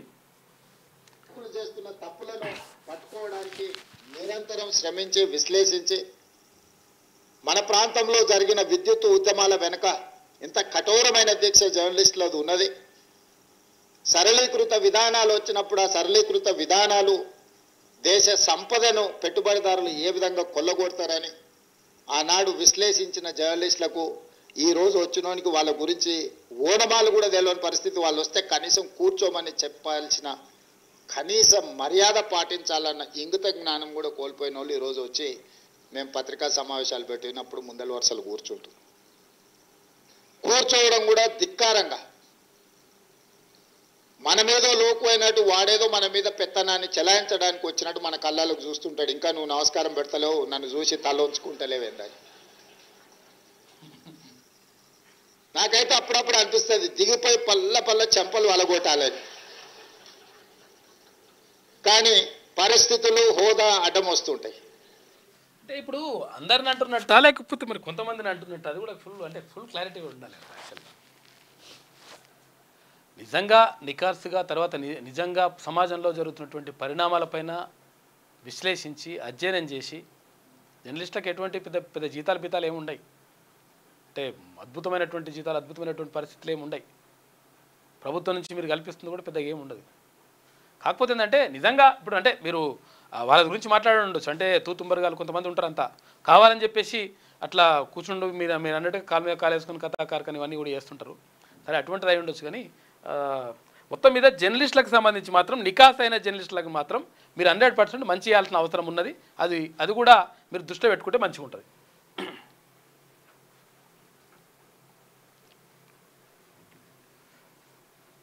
ఎటు వచ్చినాం మనం? ఇక్కడ కమిషన్ల గురించి కూడా మాట్లాడి నిన్న కేసీఆర్ హరీష్ వల్లే బనకచెర్ల మన వాటాను ఏపీకి తాకట్టు పెట్టారని చెప్పేసి పిసిసి అధ్యక్షుడు మహేష్ కుమార్ గౌడ్ అంటుండు. ఈ ప్రాజెక్టు విషయంలో తప్పులు చేసిందే బీఆర్ఎస్, ఆ తప్పులను సవరిస్తుంటే మాపై బురద జల్లుతున్నారు, వాటిని కప్పిపుచ్చుకునేందుకు ప్రజలను తప్పుదో పట్టిస్తున్నారని ఫైర్. ఈ కేసీఆర్ పాపాలకు వడ్డీలు కడుతున్నామని చెప్పేసి మంత్రి వివేక్ వెంకటస్వామి. ఇక సంగారెడ్డి జిల్లా ఆందోళన నియోజకవర్గంలో జనహిత పాదయాత్ర నడిచింది. మొత్తం మీద కేసీఆర్ హరీష్ దానిమంటారు వల్లే నిజంగా కూడా బనకచెర్ల ఇదంతా కూడా జరిగింది, అది వాస్తవం. ఆంధ్ర ప్రాంతంలో ఎవరి చేతకానితనం వల్ల కట్టింది? హరీష్ రావు కాదా? హరీష్ రావు కేసీఆర్ సంతకం పెడితే మనకు రావాల్సిన నీటి వాటా తాకట్టు పెడితే ఇలా బనకచెర్ల నిర్మాణం అయింది. మన ఆట ఎత్తుకో ప్రమాదం ఉంది. ఇలా లోకేష్ మాట్లాడుతూ ఉన్నాడు కేసీఆర్ యొక్క మంచితనం గురించి. రేవంత్ రెడ్డి గారు, మేము మీ ద్వారా తెలంగాణ ప్రజలకు చెప్తా ఉన్నాం, ఒక్క నీటి చుక్క బొట్టు కూడా పోనీయకండి, ఆపండి. మీరు ఆపాల్సినటువంటి బాధ్యత మీ పైన ఉన్నది 100%. ఇక గొర్రెల స్కీమ్లో 1000 కోట్ల స్కామ్. మాజీ మంత్రి తలసాని ఓఎస్డీ కళ్యాణ్ కుమార్ ప్రధాన సూత్రధారంట. ఈడీ దర్యాప్తులో వెల్లడి, తనిఖీల్లో కీలక ఆధారాలు. ఆయన ఇప్పుడు ప్రభుత్వం మారంగానే మొత్తం అవన్నీ తీసుకొచ్చి కాయిదాలను తీసుకొచ్చి కాల్ చేసిండు కదా, ఆయన్నే కళ్యాణ్ కుమార్. 7 జిల్లాల్లోనే 253 కోట్ల రూపాయలు గోల్మాల్ చేసిరట. గొర్రెలు కొనలే, పంపిణీ చేయలే, అంతా కాగితాల్లోనే. చనిపోయిన వాళ్ళ పేరు మీద యూనిట్లు మంజూరు చేసిరు. గొర్రెలు రీసైక్లింగ్లో ఆ దందాలో ప్రభుత్వ ఖజానాకు గండి కొట్టిండ్రు. నీకింత నాకంత రీతిలో దోచుకున్న దొంగలు. 200కు పైగా మ్యూల్ అకౌంట్లు, తర్వాత బెట్టింగ్ యాప్తో లింకులు ఉన్నాయంట. సోదాల్లో 31 సెల్ ఫోన్లు, 20 సిమ్ కార్డులు సీజ్ చేసిరట. 20 సిమ్ కార్డులు, 31 సెల్ ఫోన్లు వాడినాడు మనోడు. ఈడీ దర్యాప్తులు మొత్తం బయటకు వస్తూ ఉన్నాయి. ఇక బనకచెర్లపై కృష్ణా బోర్డు అభ్యంతరాలు. లింక్ ప్రాజెక్టు చేపడితే పోలవరానికి మళ్ళీ టీఏసీ అనుమతులు తీసుకోవాల్సిందే. సిడబ్ల్యూసీకి వివరణ తెలుపుతూ కృష్ణా బోర్డు లేఖ రాసింది. ఇక పోలవరానికి ఇచ్చిన అనుమతులకు బనకచెర్ల ప్రాజెక్టుకు పొంతనే ఉండదు. గోదావరి జలాలను కృష్ణకు మళ్లిస్తే అన్ని రాష్ట్రాల వాటా ఇవ్వాల్సిందేనని స్పష్టీకరణ. ఇప్పటికే సిడబ్ల్యూసీకి, తర్వాత పీపీఏ, గోదావరి బోర్డు, తర్వాత పర్యావరణ శాఖ అభ్యంతరాలు వ్యక్తం చేసిందంట. మొత్తం మీద బనకచెర్ల పైన నడుస్తూ ఉంది. మరి బనకచెర్ల ముందుకే అని చెప్పేసి కేంద్ర ప్రభుత్వం చెప్తుంది. మరి ఎట్లా ముందుకు పోతుందో ఏం కథనో చూడాలి. ఇక మరి 3 ఏళ్లలో 1000కి పైగా సరోగసీలు. అధికారికంగా వచ్చిన అప్లికేషన్లు 108 మాత్రమేనంట. 1000కి పైగా వేసినట్ట సరోగసి. దందాకు తెరలేపిన ఫెర్టిలిటీ సెంటర్లు. సర్కార్ సీరియస్గా ఉంది. నేటి నుంచి ప్రత్యేక తనిఖీలు, అక్రమాలు తేలితే కఠిన చర్యలు తీసుకుంటారంట. ఇది సంతాన సాఫల్య కేంద్రాలు పెట్టేసి మీ వీర్యంతో, మీ అండాలతోటే పిల్లలు తయారు చేస్తాం, ఒక వేరే వాళ్ళ గర్భంలో వేస్తామంటే అటువంటిది ఏం చేయలేదట. వేరే దగ్గర పిల్లలు కొనుక్కొచ్చి అవి పడేసారు. ఇటువంటి లంగా కథలు చేసిరట. నా తప్పేమీ లేదు, త్వరలో అన్ని విషయాలు చెప్తా. ఈ కేసులో నన్ను కావాలని ఇరికించారు. సృష్టి కేసులో అరెస్ట్ అయిన డాక్టర్ నమ్రత వ్యాఖ్యానట. ఈ కస్టడీకి తీసుకున్న పోలీసులు గాంధీలో వైద్య పరీక్షలు చేసిరు. 6 గంటల పాటు కొనసాగించిన విచారణ. చైల్డ్ ట్రాఫికింగ్పై నోరు మీద పని నమ్రత. ఇంకేం చెప్పలేదంట. పిల్లల్ని ఎట్లా అక్రమంగా రవాణా చేసి, అక్రమంగా తరలించి, అక్రమంగా అమ్మకాలు చేపట్టిన అనే విషయం పైన ఇంకా చెప్పలేదంట ఆమె. ఎప్పుడు చెప్తుందో మరి. 1000 కోట్లు తిన్న గొర్రె ఇదే సార్ అని చెప్పేసి అంటుండు. గొర్రెల స్కామ్లో 1000 కోట్లు అంటే ఇట్లుండదంట. గొర్రె బాగా బలిసింది పాపం, అక్రమ గొర్రె. ఇది వెలుగు దినపత్రికలో ఉన్నటువంటి ప్రధాన కథనాలు. అయితే ఒకసారి ఆంధ్రజ్యోతి చూద్దాం. గొర్రెల పంపిణీ పథకంలో 1000 కోట్ల రూపాయల స్కామ్. 7 జిల్లాల్లో కాగ్ నివేదికలో పేర్కొన్న నష్టం కేవలం 254 కోట్ల రూపాయలు మాత్రమే. మొత్తం 33 జిల్లాల లెక్కలు తీస్తే 1000 కోట్లు దాటే అవకాశం. మాజీ మంత్రి తలసాని ఓఎస్డీ కళ్యాణ్ కుమార్దే క్రియాశీల పాత్రనంట. ఇక ప్రైవేటు ఖాతాలకు నిధులు బదిలీ చేసినట్టుగా ఎన్ఫోర్స్మెంట్ డైరెక్టరేట్ గుర్తించింది. గత బీఆర్ఎస్ సర్కార్ హయాంలో చేపట్టిన గొర్రెల పంపిణీ పథకంలో 1000 కోట్ల రూపాయల కుంభకోణం జరిగినట్లు ఎన్ఫోర్స్మెంట్ డైరెక్టరేట్ గుర్తించింది. కేవలం 7 జిల్లాల్లో కంట్రోలర్ అండ్ ఆడిటర్ జనరల్ అధ్యయనం చేస్తే 253.93 కోట్ల రూపాయల మేర నిధులు దుర్వినియోగమైనట్లుగా లెక్క తేలిందట. దీంతో గొల్ల కుర్మలను నేను కోటీశ్వర్ని చేస్తా అని అన్నాడు. లాస్ట్కి వస్తే గొల్ల కుర్మల పైసలు, వాళ్ళు వేసిన పైసలను కూడా కథం చేసి పడేసిండు. అప్పుడు ప్రభుత్వంలో ఉన్నటువంటి మరి బీఆర్ఎస్ ప్రభుత్వం, కేసీఆర్ అప్పుడు ముఖ్యమంత్రిగా ఉన్నాడు. వాళ్ళు వేసిన పైసలనే కథం చేసేసి ఇప్పుడు 1000 కోట్ల రూపాయలు స్కామ్ అంటల్లా. ఏమవుతుందిగా 20 ఆడగొర్రెలు, 1 మోగొర్రె ఇతరం పోతు, ఇవి పెడితే మొత్తం ఇవైతే మొత్తం గొర్రెలు పెరుగుతూ ఉంటాయి. ఏడాది మళ్ళీ పెరుగుతూ ఉంటాయి. మళ్ళీ పిల్లలు పుడతాయి, ఇట్లా పెరిగితే కోటీశ్వర్లు అయితే అని చెప్పిండు. లాస్ట్కి వస్తే అలా కుంభకోణం చేసి కూర్చున్నారు లెక్క. 20 ఆడగొర్రెలు ఒక మోగొర్రె, అదేంటి ఇతనం పోతుంటారు దాన్ని. ఇక బ్రో 7 అవార్డులు. 71వ జాతీయ చలనచిత్ర అవార్డులో సత్తా చాటిన తెలుగు సినిమా. ఉత్తమ తెలుగు చిత్రంగా భగవంత్ కేసరి, ఉత్తమ గేయ రచయిత క్లాసర్ల శ్యామ్, ఉత్తమ గాయకుడు రోహిత్, ఉత్తమ బాలనటిగా గాంధీ తాత చెట్టు నటి సుకృతి వేణి, ఈమె సుకుమార్ కుమార్తెనంట. హనుమాన్ బేబీ సినిమాలకు వేరువేరుగా విభాగాల్లో 2 అవార్డులు వచ్చినాయి. జాతీయ ఉత్తమ చిత్రం 12th ఫెయిల్. ఉత్తమ నటులు షారూఖ్ ఖాన్, విక్రాంత్. ఇక ఉత్తమ నటి రాణి ముఖర్జీ అంట. నిన్న సినిమాలకు సంబంధించినటువంటి అవార్డులు ఇచ్చేసిండ్రు. కర్త కర్మ క్రియ 3 కూడా కేసీఆర్ అనట. బ్యారేజీల నిర్మాణ నిర్ణయం వైఫల్యానికి కారణం ఆయనే. పరీక్షలు జరపకుండా నిర్మాణం బ్లండర్ మిస్టేక్. కాళేశ్వరం బ్యారేజీల నిర్మాణానికి మంత్రివర్గ ఆమోదం లేదు. ఏది క్యాబినెట్ మీటింగ్ పెట్టినానంటే ఏం లేదు. అది ముందే నిర్ణయాలు తీసుకొని, ఆయన ఫస్ట్ నిర్ణయాలు తీసుకుంటే తర్వాత సంతకాలు పెట్టించుకుంటారు, అట్లుంటారంట లెక్క. ముందే నిర్ణయాలు తీసుకుని సిడబ్ల్యూసీ నివేదికను సాకుగా చూపించారు.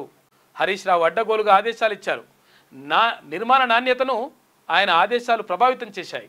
కాళేశ్వరంతో రాష్ట్ర ఆర్థిక పరిస్థితి దెబ్బతింటుందని తెలిసిన ఆర్థిక మంత్రిగా ఈటల మౌనం వహించారు. ఇక స్మితా సబర్వాల్, ఎస్కే జోషి, మాజీ ఈఎన్సీలంతా బాధ్యులే. జస్టిస్ పిసి ఘోష్ సంచలన నివేదిక బయటపెట్టినరు, సీఎంకి అందజేసినారు. మరి ఏం చేస్తారు ఏం కథ అనేది చూడాలి. కనుక కాళేశ్వరం ప్రాజెక్టులోని బ్యారేజీల నిర్మాణంలో లోపాలు, వైఫల్యాల్లో నాటి ముఖ్యమంత్రి కేసీఆర్ పాత్ర కీలకమని జస్టిస్ పినాకి చంద్రఘోష్ కమిషన్ తేల్చింది. ఈ విషయంలో ఆయన పాత్ర విస్మరించలేనిదని తెలిపింది. అంటే దాన్ని పక్కకు పెట్టడానికి వీల్లేదని చెప్పిందట. ఈ విషయంలో ఆయన పాత్ర విస్మరించలేదని తెలిపింది. ఆయనతో పాటు ఆనాటి నీటిపారుదల శాఖ మంత్రి హరీష్ రావు, ఆర్థిక మంత్రి ఈటల రాజేందర్ తమ బాధ్యతలను సరిగా నిర్వర్తించలేదన్న అభిప్రాయాన్ని వ్యక్తం చేసింది. అంతేకాకుండా అప్పటి సీఎంఓ కార్యదర్శి స్మితా సబర్వాల్, ఈఎన్సీలుగా పనిచేసిన వారు మరికొందరు అధికారులు కూడా వైఫల్యాలకు బాధ్యులుగా పేర్కొంది. అయితే బ్యారేజీల నిర్మాణానికి మంత్రివర్గ ఆమోదమే తీసుకోలేదని తెలిపింది. బ్యారేజీలపై ముందుగానే నిర్ణయం తీసుకొని తుమ్మిడిగెట్టి వద్ద నీటి లభ్యత లేదన్న సిడబ్ల్యూసీ నివేదికను కేవలం సాకుగా చూపించారని వెల్లడించింది. పైగా బ్యారేజీల నిర్మాణానికి ముందు భౌతిక పరీక్షలను శాస్త్రీయ ప్రమాణాలతో జరపలేదని కూడా చెప్పింది. మొత్తం చేసి 1,00,000 కోట్లు చేసి ఆగం చేసిండని చెప్పేసి జేవలాలు వేసుకున్నారు. మంచిగా బాగుపడరు వాళ్ళు. ఇప్పుడు గొర్రెల స్కామ్లో ఇప్పుడు తలసాని సీనని బదనాం చేస్తారు, లేకపోతే సరే ఓఎస్డీ వాళ్ళందరూ ఉన్నారేమో కానీ అంటున్నారు. కానీ 1,00,000 కోట్లు ఖతం చేసి పడేసారు. ఇక నివేదికపై త్రిసభ్య కమిటీ 3 సభ్యులతో కమిటీ వేస్తారట. 3 శాఖల ఉన్నతాధికారులతో ఏర్పాటు, అధ్యయనం చేసి సారాంశం సిద్ధం చేసే బాధ్యతనట. ఇక 4న ఏకైక ఎజెండాతో మంత్రివర్గ సమావేశం. కాళేశ్వరం కమిషన్ నివేదికపై క్యాబినెట్లో చర్చ జరుగుతుందట. తదుపరి చర్యలపై విధాన నిర్ణయం ఉంటుంది అని చెప్పేసి అంటున్నారు. కాక చూస్తున్నాడు, అట్లా పోయి చూసి వచ్చేది. ఇట్లా చూడగానే ఇట్లా పెట్టేది చేయి, ఇట్లా పెట్టగానే ఫోటో కొట్టి ఫోటో వేసేటోళ్ళు. ఇక నమస్తే తెలంగాణ అయితే పెద్ద ఫోటో వేసేది. కాక చూస్తుంటే చూస్తున్నాడు, మొత్తం ఈయననే పెద్ద ఇంజనీర్ అని వేసిండు. అప్పుడు ఇప్పుడు నాకేమరక అట్లా నాకేం అవసరం లేదు, నాకు సంబంధం లేదు, నేను ఇంజనీర్ నా పాడా, వాళ్ళు ఇంజనీర్ చేస్తా అంటే నేను ఓకే అన్నా ఆయన కాడికి వచ్చిండు. ఇప్పుడు మళ్ళా లెక్క. ఇక ప్రభుత్వ పథకాలకు బతుకున్న నేతల పేర్లు పెట్టొద్దు. ప్రభుత్వ ప్రకటనలో మాజీ సీఎంలు, పార్టీల నేతల ఫోటోలు వద్దు. ఇది సుప్రీం మార్గదర్శకాలకు విరుద్ధం. సంక్షేమ స్కీముల అమలును మేము అడ్డుకోవడం లేదు.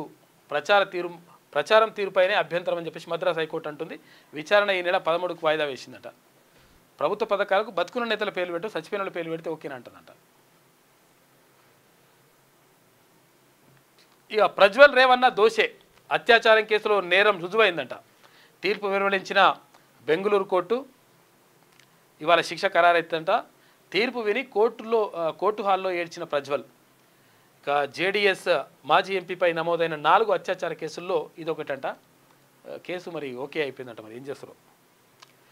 జీతం 15,000, ఆస్తి 100 కోట్ల రూపాయలు. చూసుకోయిగా కర్ణాటకలో ఓ కాంట్రాక్ట్ ఉద్యోగి భారీ అవినీతి. లెక్కల్లో చూపని అనేక ఆస్తులు లోకాయుక్త దాడులతో వెలుగులోకి వచ్చినాయంట. 24 ఇళ్ళు, 40 ఎకరాల భూమి, 5 ఇంటి స్థలాలు, కార్లు, బంగారం, అంత మాస్తు ఉన్నాయంట లెక్క. ఇక బెట్టింగ్ యాప్ల విషయంలో కేంద్రంపై సుప్రీం సీరియస్గా ఉంది. కౌంటర్ దాఖలు చేయకపోవడంపై ఆగ్రహం వ్యక్తం చేసింది. మరోసారి కేంద్రంతో పాటు రాష్ట్రాలు, యాప్ల నిర్వహణ సంస్థలకు నోటీసులు ఇచ్చింది. తదుపరి విచారణ ఈ నెల 18కి వాయిదా వేసింది. మనపై అంటే భారత్పై 25%, పాక్పై 19%. తమతో ఒప్పందం కుదుర్చుకొని 69 దేశాలపై సుంకాల భారం ఉత్తర్వులపై ట్రంప్ సంతకం చేసిండట. రష్యా దగ్గరలోని అమెరికా జలాంతర్గాములంట మద్వదేవ్ వ్యాఖ్యలకు ప్రతిగా ట్రంప్ నిర్ణయం తీసుకున్నాడని చెప్పేసి ఒక వార్త కనిపిస్తూ ఉంది. ఏం చేస్తుండ ఆగమా అని చేస్తుండ మొత్తం మీద ట్రంప్ అయితే.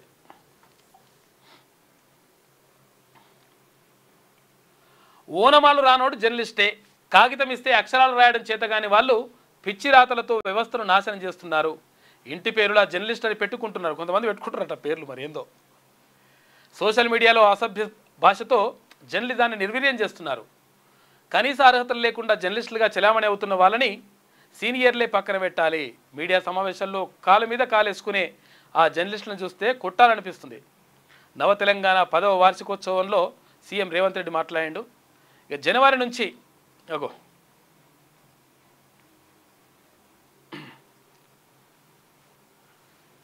ఏమై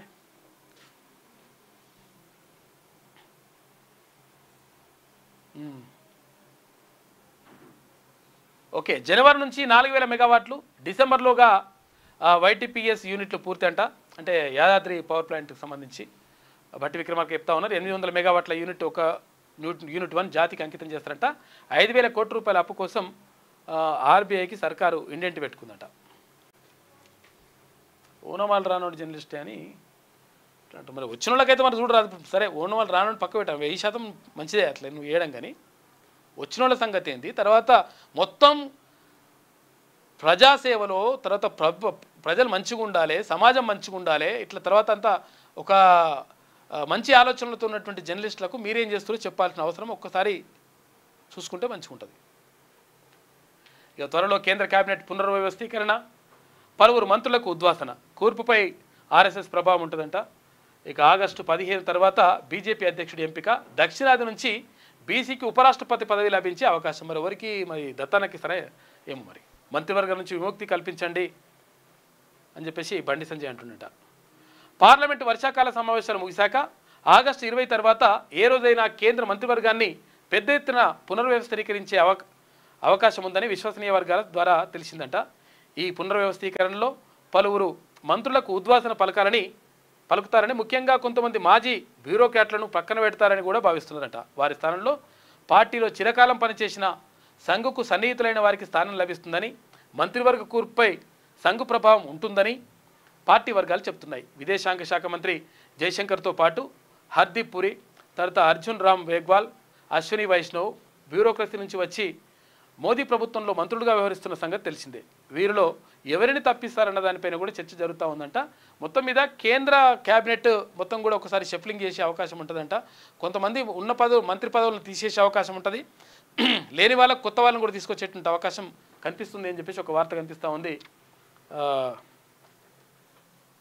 ఆంధ్రజ్యోతిలో. అనిల్ అంబానీపై లుక్అవుట్ నోటీసులు జారీ చేసినట. 3000 కోట్ల రూపాయల రుణం దారి వరలింపు కేసులో జారీ చేసిన ఈడీ 5న విచారణకు రావాలని సమన్లు కూడా దేశం విడిచి వెళ్లకుండా లుకౌట్ నోటీసులు ఇస్తున్నారట. 3000 కోట్ల రూపాయలు. ఇక బ్యాంకు దగ్గర పోయి జర్రా ఇట్లా అరే ₹1,00,000 లోన్ కావాలరా అంటే ఇక 1,00,000 కథలు, 1,00,000 సురీటీలు, నీ దగ్గర పేపర్ ఉన్నాయి, అదున్నా ఇదున్నా, దానికి సంబంధం ఏంది అసలు? ఇట్లా 1000 రకాలుగా 1,00,000 రకాలుగా ప్రశ్నలు అడుగుతారు ₹1,00,000. ఇక్కడ 1,000 కోట్ల రూపాయలు, 1,00,000 కోట్ల రూపాయలు కథం చేస్తుంటే వాళ్ళు కమిషన్ తీసుకొని కథం చేస్తుంటారు అన్నట్టు. ఇక ఇటువంటి కథలు నడుస్తుంటాయి. ఇక శక్షాగాంలో చైనా చొరబాటు అంట. లోయలో ముమ్మరంగా రోడ్ల నిర్మాణం, వెల్లడించిన ఉపగ్రహ ఛాయాచిత్రాలు, అక్సాయ్ చిన్ హైవేపై కలిపేలా రహదారి అంట. శక్షగాం భారత్కు వ్యూహాత్మక ప్రాంతము. అయితే ఇక్కడ చైనా చాలాసార్లు కూడా ఇట్లా చేస్తూ ఉంటుంది. 1962లో యుద్ధం ప్రకటించడం, రకరకాలుగా ఎప్పుడు పడితే అప్పుడే చైనా మనకు పక్కలో బయలులాగా ఉంటుంది. తర్వాత ఎప్పుడు కూడా గతంలో అరుణాచల్ ప్రదేశ్ మాదే అని చెప్పేసి ఇది వరకు ఒకసారి మళ్ళా వ్యాఖ్యలు చేసింది. అట్లా రకరకాలుగా చేస్తూ ఉంది. ఇక్కడ రోడే వేస్తున్నట శక్షగాం దగ్గర. ఇక బీజేపీ కోసం ఈసీ ఓట్ల చోరీ, ఆటం బాంబుల వంటి ఆధారం ఉంది అని చెప్పేసి పేల్చితే దాక్కోవడానికి ఈసీకి చోటు ఉండదని చెప్పేసి ఇక్కడ రాహుల్ గాంధీ అంటా ఉన్నాడు. ఇది విద్రోహ చర్య, బాధ్యులు రిటైర్ అయినా కూడా వదిలిపెట్టబోమని చెప్పేసి రాహుల్ గాంధీ చెప్తా ఉన్నాడు. బీజేపీ కోసం ఈసీ అంటే ఎలక్షన్ కమిషన్ ఓట్ల దొంగతనం చేస్తుంది అని చెప్పేసి అంటా ఉన్నాడు. ఆటం బాంబు అంటే ఆధారం కూడా ఉందంట ఆయన దగ్గర. మరి పేల్చితే తేలిపోతే లెక్క. ఇక మేక్ సేవక్ మేక్ నిరీక్షక్ యంత్రాల్లోని లోపాలను చెప్పే పర్యవేక్షక వ్యవస్థలు హైదరాబాద్ బిట్స్ పిలాని పరిశోధకులు ఆవిష్కరించిందంట. ఇది ఆంధ్రజ్యోతిలో ఉన్నటువంటి ప్రధాన కథనాలు. అయితే ఒకసారి శనార్థి తెలంగాణ చూద్దాం.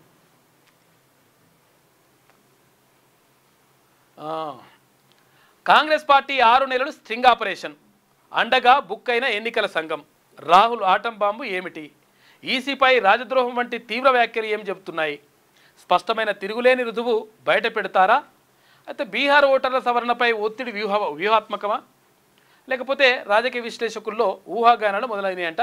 ఆయన ఏమన్నాడు, ఆటం బాంబు లాంటి విషయం బయట పెడతా అన్నాడు. మరి ఆటం బాంబు ఏందనేది చర్చ జరుగుతూ ఉంది. ఎందుకంటే ఎన్నికల కమిషన్, కేంద్ర ఎన్నికల సంఘం మొత్తం కూడా అక్కడ భారతీయ జనతా పార్టీ ఎన్డీఏ ప్రభుత్వానికి ఒత్తాసు పలుకుతుందనేటువంటిది వీళ్ళు చేస్తున్నటువంటి ఆరోపణ. లోక్సభలో ప్రతిపక్ష నాయకుడు రాహుల్ గాంధీ భారత ఎన్నికల సంఘంపై ఓట్ల చోరీ అంటే ఓట్ల దొంగతనంకి సంబంధించి ఎన్నికల ఫలితాలను తారుమారు చేసే రాజద్రోహానికి పాల్పడుతుందని తీవ్ర ఆరోపణలు పదే పదే చేస్తున్నారు. దీని వెనుక కాంగ్రెస్ పార్టీ 6 నెలల స్ట్రింగ్ ఆపరేషన్ చేసిందని, అందులో ఎన్నికల సంఘం అడ్డంగా బుక్ అయిందనే ఊహాగానాలు కూడా వినిపిస్తున్నాయి. అందుకే రాహుల్ గాంధీ రాజ్యాంగ సంస్థ అయిన భారత ఎన్నికల కమిషన్పై అంతగా విరుచుకుపడుతున్నారని అంటున్నారు. అయితే నిన్న ఈసీ గురించి రాహుల్ గాంధీ మాట్లాడుతూ తమ దర్యాప్తులో ఆటం బాంబు లాంటి ఆధారాలు లభించాయని, అది పేరిన రోజు ఈసీ దాక్కోవడానికి స్థలం కూడా దొరకదని ప్రకటించడం వెనుక స్ట్రింగ్ ఆపరేషన్ ఆయుధం చేతిలో ఉండడమేనని పరిశీలకులు భావిస్తున్నారు. ఈ దగ్గర ఆధారం ఉన్నది కాబట్టి అట్లా ఉంటుంది, లేకపోతే అట్లా లేదని చెప్పేసి అనుకుంటారంట. ఓకే ఓకే రమన్, ఇది అయిపోయింది. రమన్ రెడీగా రమన్. అయితే ఆటం బాంబు లాంటి ఆధారాలు లభించాయని, అది పేరిటిన రోజు ఈసీ దాక్కోవడానికి స్థలం కూడా దొరకదని ప్రకటించడం వెనుక స్ట్రింగ్ ఆపరేషన్ ఆయుధం చేతిలో ఉండడమేనని పరిశీలకులు భావిస్తున్నారు. అయితే ఈ ఆధారాలు ఇప్పటివరకు బహిర్గతంగా వెల్లడి కాలేదు. సుప్రీంకోర్టు లేదా ఇతర రాజ్యాంగ సంస్థలకు అధికారికంగా సమర్పించలేదు. ఈసీ మాత్రం ఈ ఆరోపణలు నిరాధారమని, బాధ్యతారాహిత్యమని ఖండించింది. అయితే రాహుల్ గాంధీతో సంప్రదింపులు జరపడానికి ప్రయత్నించినట్లు పేర్కొంది. ఈ వివాదం ఇప్పుడు రాజుకోవడానికి కారణం బీహార్ ఎన్నికలకు ముందు అనూహ్యంగా ఎన్నికల సంఘం ఓటర్ల జాబితా ప్రత్యేక సవరణకు ఆదేశాలు ఇవ్వటమే. ఈ ఓటర్ల జాబితా సవరణ ప్రక్రియను కాంగ్రెస్, ఇతర ప్రతిపక్షాలు తీవ్రంగా వ్యతిరేకిస్తున్నాయి. బీహార్లో ఈ సవరణ ద్వారా 7,93,00,000 మంది ఓటర్లలో 70 లక్షల మందిని తొలగించారట. అయితే 35 లక్షల మందిని వలస వెళ్ళినట్లు లేదా జాడలేని వారిగా గుర్తించారట. దీంతో ఏమవుతుందంటే కాంగ్రెస్ పార్టీ, లేకపోతే ఇక్కడ తృణమూల్ కాంగ్రెస్, లేదంటే ఇక్కడ ఇట్లా ఉంటాయి కదా, ఓకే, ఏదైనా పార్టీలు ఉంటే ఆ పార్టీలకు సంబంధించి అంటే విపక్షాలకు సంబంధించినటువంటి పార్టీలకు పక్కన పెట్టేసి విపక్షాల పార్టీలకు సంబంధించినటువంటి ఓటర్లు ఎవరైతే ఉంటారో వాళ్ళనే తీసేయడానికి ప్రయత్నం చేస్తున్నటువంటి ఆరోపణలు కూడా ఉన్నాయి. ఈ నేపథ్యంలో మరి ఏంది, స్ట్రింగ్ ఆపరేషన్ ఏమైనా కాంగ్రెస్ పార్టీ ఏమైనా చేసిందా, వాళ్ళ దగ్గర ఏమన్నా అటువంటి ఆధారాలు, ఏమైనా బలమైనటువంటి ఆధారాలు ఉన్నాయనేటువంటి విషయం పైన ఇప్పుడు ప్రధానంగా చర్చ జరుగుతూ ఉంది. ఈ కాళేశ్వరం ఫైల్స్ సీఎంకు తుది నివేదిక అందించిన ఉత్తమ్, రేవంత్తో సమానమైన సమావేశమైన భట్టి, ఉత్తమ్, పొంగులేటి, తర్వాత చీఫ్ సెక్రటరీ. ప్రాజెక్టు రూపకల్పన, నిర్మాణం, నిర్వహణలో తప్పులు జరిగినట్లు నివేదికలు వెల్లడించారు. ఈ నెల 4న కాళేశ్వరం కమిషన్ నివేదికపై కేబినెట్ ప్రత్యేక భేటీ అవుతుందట. కాళేశ్వరం కమిషన్ నివేదిక అధ్యయనం కోసం ప్రత్యేక కమిటీలో సభ్యులుగా నీటిపారుదల శాఖ కార్యదర్శి, న్యాయశాఖ సెక్రటరీ, తర్వాత జీఏడీ సెక్రటరీ కూడా ఉంటారట. ప్రభుత్వ చర్యలపై సర్వత్రా ఉత్కంఠ నెలకొని ఉన్నది. మరి ఏం చేస్తుంది, ఏం కథ అనేది అందరూ ఎదురు చూస్తారు. కానీ మరి ఎదురు చూసినట్టుగా నిజంగానే అట్లా మంచి చేస్తారా, లేకపోతే మరి సపడే కూకుంటారా అనే విషయంపైనే బాగా చర్చ అయితే జరుగుతుంది. మరి ఇక సెప్టెంబర్ 9న ఉపరాష్ట్రపతి ఎన్నిక, ఉదయం 10 గంటల నుంచి సాయంత్రం 5 గంటల వరకు పోలింగ్, అదే రోజు కౌంటింగ్, రిజల్ట్స్ కూడా ఉంటాయంట. ఆగస్టు 7న ఎన్నికల నోటిఫికేషన్. ఇక షెడ్యూల్ విడుదల చేసిన ఈసీ రేసులో నితీష్ కుమార్, తర్వాత శశి థరూర్, రాజ్నాథ్ వీళ్ళందరూ కూడా ఉన్నట్టుగా తెలుస్తూ ఉంది. ఉపరాష్ట్రపతిగా మరి ఎవరైతే ఏం కథ అనే దానిపైనే చర్చ జరుగుతుందంట. ఇక గొర్రెల స్కామ్లో 1000 కోట్ల రూపాయల అక్రమాలు, తలసాని ఓఎస్డీ కళ్యాణ్ కీలక సూత్రధారి 31 సెల్ ఫోన్లు 20 సిమ్ కార్డులు సీజ్ చేసిరు. ఈ 200 అనుమానిత బ్యాంక్ అకౌంట్లు కూడా గుర్తించిరట. ఈడీ సంచలన ప్రకటన చేసింది. ఎందుకింత నిర్లక్ష్యం? రాష్ట్ర ప్రభుత్వంపై ఎన్హెచ్ఆర్సీ సీరియస్ అయింది. ఇక ఎస్ఎల్బీసీ ప్రమాదంలో గల్లంతైన వాళ్ళు ఇంకా ఎందుకు బయటకు తీయలేదు? వెలికితీత విషయంలో ఎందుకింత నిర్లక్ష్యం? 4 వారాల్లో చర్యలు చేపట్టి నివేదిక ఇవ్వాలి. రాష్ట్ర ప్రభుత్వ ప్రధాన కార్యదర్శికి ఆదేశాలు జారీ చేసింది. ఇక్కడ ఎస్ఎల్బీసీ ఇక్కడ ఏది శ్రీశైలం ప్రాజెక్టు దగ్గర ఎస్ఎల్బీసీ ఏమంటారు ఏదైతే అందులో కూరుకుపోయినటువంటి వాళ్ళు ఎవరైతే ఉన్నారో ఇంజనీర్లు కానీ అక్కడ పనిచేసే వాళ్ళు కానీ ఇంకా 6గురికి సంబంధించినటువంటి జాడ తెలియలేదు. కనీసం వాళ్ళ శవాలను కూడా బయటకు తీసుకురాలేదు. ఈ నేపథ్యంలో అక్కడ ఎన్హెచ్ఆర్సీ అంటే ఇక్కడ కేంద్ర మానవ హక్కుల కమిషన్కి వెళ్ళిన తర్వాత జాతీయ మానవ హక్కుల కమిషన్కి వెళితే అక్కడ వాళ్ళు చెప్తుంది ఏంటంటే మీరు వారం రోజులుగా మొత్తం నివేదిక ఇవ్వాలి, అసలు యాక్చువల్గా కథ ఏంది ఇది అని చెప్పేసి అడుగుతూ ఉంది ప్రభుత్వాన్ని. ఇక కాంగ్రెస్ అంటేనే మోసం దగ, మీదంటే ఏందో మరి బీఆర్ఎస్ అంటే ఏంటిది? ఫార్మా రైతులను నిలువునా ముంచిండ్రు. అనుముల అన్నదమ్ముల కోసమే ఫ్యూచర్ సిటీ, రేవంత్ పాపాల పుట్ట పెరిగిపోతూనే ఉంది. ఇక బీఆర్ఎస్ వర్కింగ్ ప్రెసిడెంట్ కేటీఆర్ అంటున్నాడు. మరి మీదేందో మరి మీదేమంటారు దీన్ని? 7,678 మంది చిన్నారులను రక్షించినాం, 6,593 మందిని కుటుంబాలకు అప్పగించినాం, 1,049 మందిని రెస్క్యూ హోమ్కు తరలించినాం, బాల కార్మికులుగా మార్చుతున్న వారిపై కేసులు నమోదు, 1,718 మంది నిందితులను అరెస్ట్ చేసినాం, ఆపరేషన్ మస్కాన్ నుంచి ఫలితాలను ఇస్తోంది అని చెప్పేసి మస్కాన్ మంచి ఫలితాలు ఇస్తుంది అని చెప్పేసి ఉమెన్ సేఫ్టీ వింగ్ డీజీ చారు సిన్హా అంటా ఉన్నారు. బాల కార్మికులకు విముక్తి కల్పిస్తున్నారట. మరి మంచిదే ఒక రకంగా. బీసీ పాటే పాడాలి, బీసీ మాటే మాట్లాడాలి, లేకపోతే భవిష్యత్తు కష్టమే. అన్ని పార్టీలది అదే ఆలోచన. ఆ దిశగానే కార్యక్రమాలు. బీఆర్ఎస్ బీజేపీ కాంగ్రెస్ పార్టీల పోటాపోటీ ప్రోగ్రామ్స్. ఇవాళ ఇందిరా పార్క్ దగ్గర బీజేపీ ఓబీసీ మోర్చా మహాధర్నా పెట్టింది. ఇక ఈ నెల 6, 7, 5, 6, 7 తేదీల్లో హస్తినలో అంటే ఢిల్లీలో కాంగ్రెస్ పార్టీ వరుస కార్యక్రమాలు ఉన్నాయి. 8వ తేదీన కరీంనగర్లో బీఆర్ఎస్ రణబేరి పెట్టింది. మొత్తం మీద బీసీల పాట పాడకుంటే, బీసీల గురించి మాట్లాడకుంటే, బీసీల గురించి చెప్పుకోకుంటే అక్కడ పుట్టగతులు ఉండవు అనేటువంటి కాడికి వచ్చింది పరిస్థితి. అన్ని రాజకీయ పార్టీలు కూడా, అటు కాంగ్రెస్ పార్టీ కానీ, అధికార కాంగ్రెస్ పార్టీ కానీ, అటు భారతీయ జనతా పార్టీ కానీ, ఇటు బీఆర్ఎస్ పార్టీ కానీ, అన్ని పార్టీలు కూడా మొత్తం ఇక్కడ బీసీల మాట లేకుండా ముందుకు జరిగేటువంటి పరిస్థితి మాత్రం కనిపించడం లేదు. దీంతో ఎందుకంటే బీసీలు ఇప్పుడు కీలకంగా మారినరు. ఈ 42% రిజర్వేషన్కి సంబంధించి ఇక్కడ కాంగ్రెస్ పార్టీ ఏం నిర్ణయం తీసుకుంటుందంటే అక్కడ నిర్ణయం తీసుకుంటే కనిపిస్తలేదు. ఇక్కడ భారతీయ జనతా పార్టీ మేము సపోర్ట్ చేయము, అందులో ముస్లింలు అని చెప్పి భారతీయ జనతా పార్టీ అంటుంది. ఈ అక్కడిక్కడ కూడా పరిస్థితి ఏం లేకుండా ఇక్కడ బీఆర్ఎస్ పార్టీ పెద్దగా మాట్లాడతలేదు. ఎందుకంటే ఎవరైనా బీసీ లీడర్లను తీసుకుపోయి ఇంత మీటింగ్ పెట్టిస్తుందేమో కానీ వీళ్ళు కేసీఆర్ లేకపోతే వీళ్ళు వచ్చేసి మాట్లాడినటువంటి పరిస్థితి లేదు. దీంతో మొత్తం మీద ఒక క్వశ్చన్ మార్క్లో ఉన్నాయి పార్టీలన్నీ కూడా. ఎందుకంటే బీసీలకు మంచి చేయకుండా, బీసీలకు సరైనటువంటి వాటా దక్కకుండా ఎట్టి పరిస్థితుల్లో ముందుకెళ్ళేటువంటి పరిస్థితి మాత్రం స్పష్టంగా కనిపించడం లేదు ఎవరికి కూడా.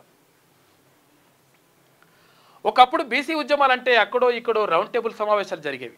ఆర్ట్స్ కాలేజీ లైబ్రరీలో ఓ ప్రోగ్రాం పెట్టుకునేటోళ్ళు, లేదంటే ఆర్టీసీ కళాభవన్లో ఓ సమావేశం నిర్వహించుకునేటోళ్ళు. అది కాకుంటే ఇందిరా పార్క్ వద్ద ఓ నిరసన దీక్ష జరిగేది. అది కూడా ఆయా పార్టీలోని అగ్రవర్ణ నాయకత్వ సూచనల మేరకే బీసీ సదస్సు సమావేశాలు జరుగుతుండేవి. ఈ సమావేశాలకు మళ్ళీ అదే అగ్రవర్ణాల నాయకులు వచ్చి బీసీల హక్కులు, వాళ్ళ స్వావలంబనపై ఇక పుంకాలుగా మాట్లాడేటోళ్ళు.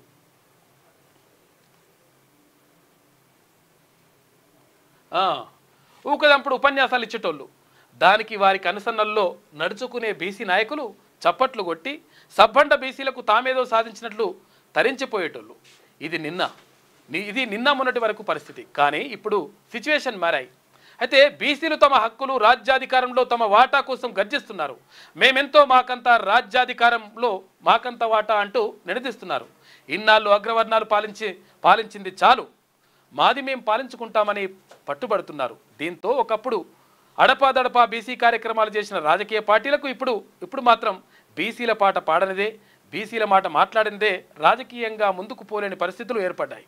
ఇంకేముంది, ఇప్పుడు రాష్ట్రంలోని ప్రధాన పార్టీలైన బీఆర్ఎస్, బీజేపీ, కాంగ్రెస్ పార్టీలు పోటాపోటీలుగా బీసీ హక్కులకు తామే గుత్తేదారులం, టేకేదారులం అంటూ వరుస కార్యక్రమాలు ప్లాన్ చేసుకోవడం గమనార్హం.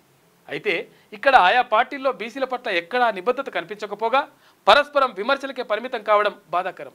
గత కొన్ని రోజులుగా 42% రిజర్వేషన్లపై పెద్ద పంచాయతీ నడుస్తుంది. బీసీ రిజర్వేషన్ల బిల్లును బీజేపీ అడ్డుకుంటోందని కాంగ్రెస్ ఆరోపిస్తోంది. అందుకే ఆ పార్టీని జాతీయ స్థాయిలో కార్నర్ చేసేందుకు కాంగ్రెస్ పార్టీ ఈ నెల 5, 6, 7 తేదీల్లో హస్తినలోనే మకాం వేయాలని నిర్ణయించింది. రాష్ట్ర ముఖ్యమంత్రి రేవంత్ రెడ్డితో పాటు మంత్రులు, ముఖ్య నాయకులు ఈ 3 రోజుల ఢిల్లీలో ఉండనున్నారు.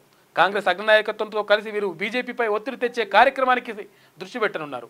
అయితే 42% బీసీ రిజర్వేషన్ల బిల్లును పార్లమెంట్ ఉభయ సభల్లో ముందుకు రాకుండా బీజేపీ ఏ రకంగా అడ్డుకుంటోందనే అంశాన్ని జాతీయ స్థాయి మీడియా ద్వారా దేశ ప్రజలకు కాంగ్రెస్ నాయకత్వం వివరించేందుకు సిద్ధమవుతుంది. ఇక అదే సమయంలో కాంగ్రెస్ వాయిస్కు కౌంటర్గా ఇవాళ BJP OBC Morcha Hyderabad Indira park వద్ద ధర్నా చేయాలని నిర్ణయించింది. కామారెడ్డి డిక్లరేషన్ పేరుతో కాంగ్రెస్ పార్టీ బీసీలను ఏ రకంగా వంచాలని చూస్తుందని ఆరోపిస్తోంది. అది కామారెడ్డి డిక్లరేషన్ కాదని, అది ముస్లిం డిక్లరేషన్ అని విమర్శిస్తోంది. బీసీ రిజర్వేషన్ల పెంపు జాబితాలో బిల్లులో అవకతవకలు జరుగుతున్నాయని, వాటిని సవరించకుండా కేంద్రానికి తెలంగాణ ప్రభుత్వం బిల్లును పంపినట్లు వివరించాలని చూస్తుంది. ఇక బీజేపీ ఈ రకమైనటువంటి కార్యక్రమాలతో ముందుకు పోతుండగా బీఆర్ఎస్ కూడా బీసీ రిజర్వేషన్ల పెంపు అంశంలో స్పష్టమైన కార్యాచరణను ప్రకటించుకుంది. ఈ నెల 8వ తేదీన కరీంనగర్ సర్కర్స్ గ్రౌండ్లో బీసీ రిజర్వేషన్ల సాధన కోసం భారీ బహిరంగ సభ నిర్వహించాలని నిర్ణయించింది.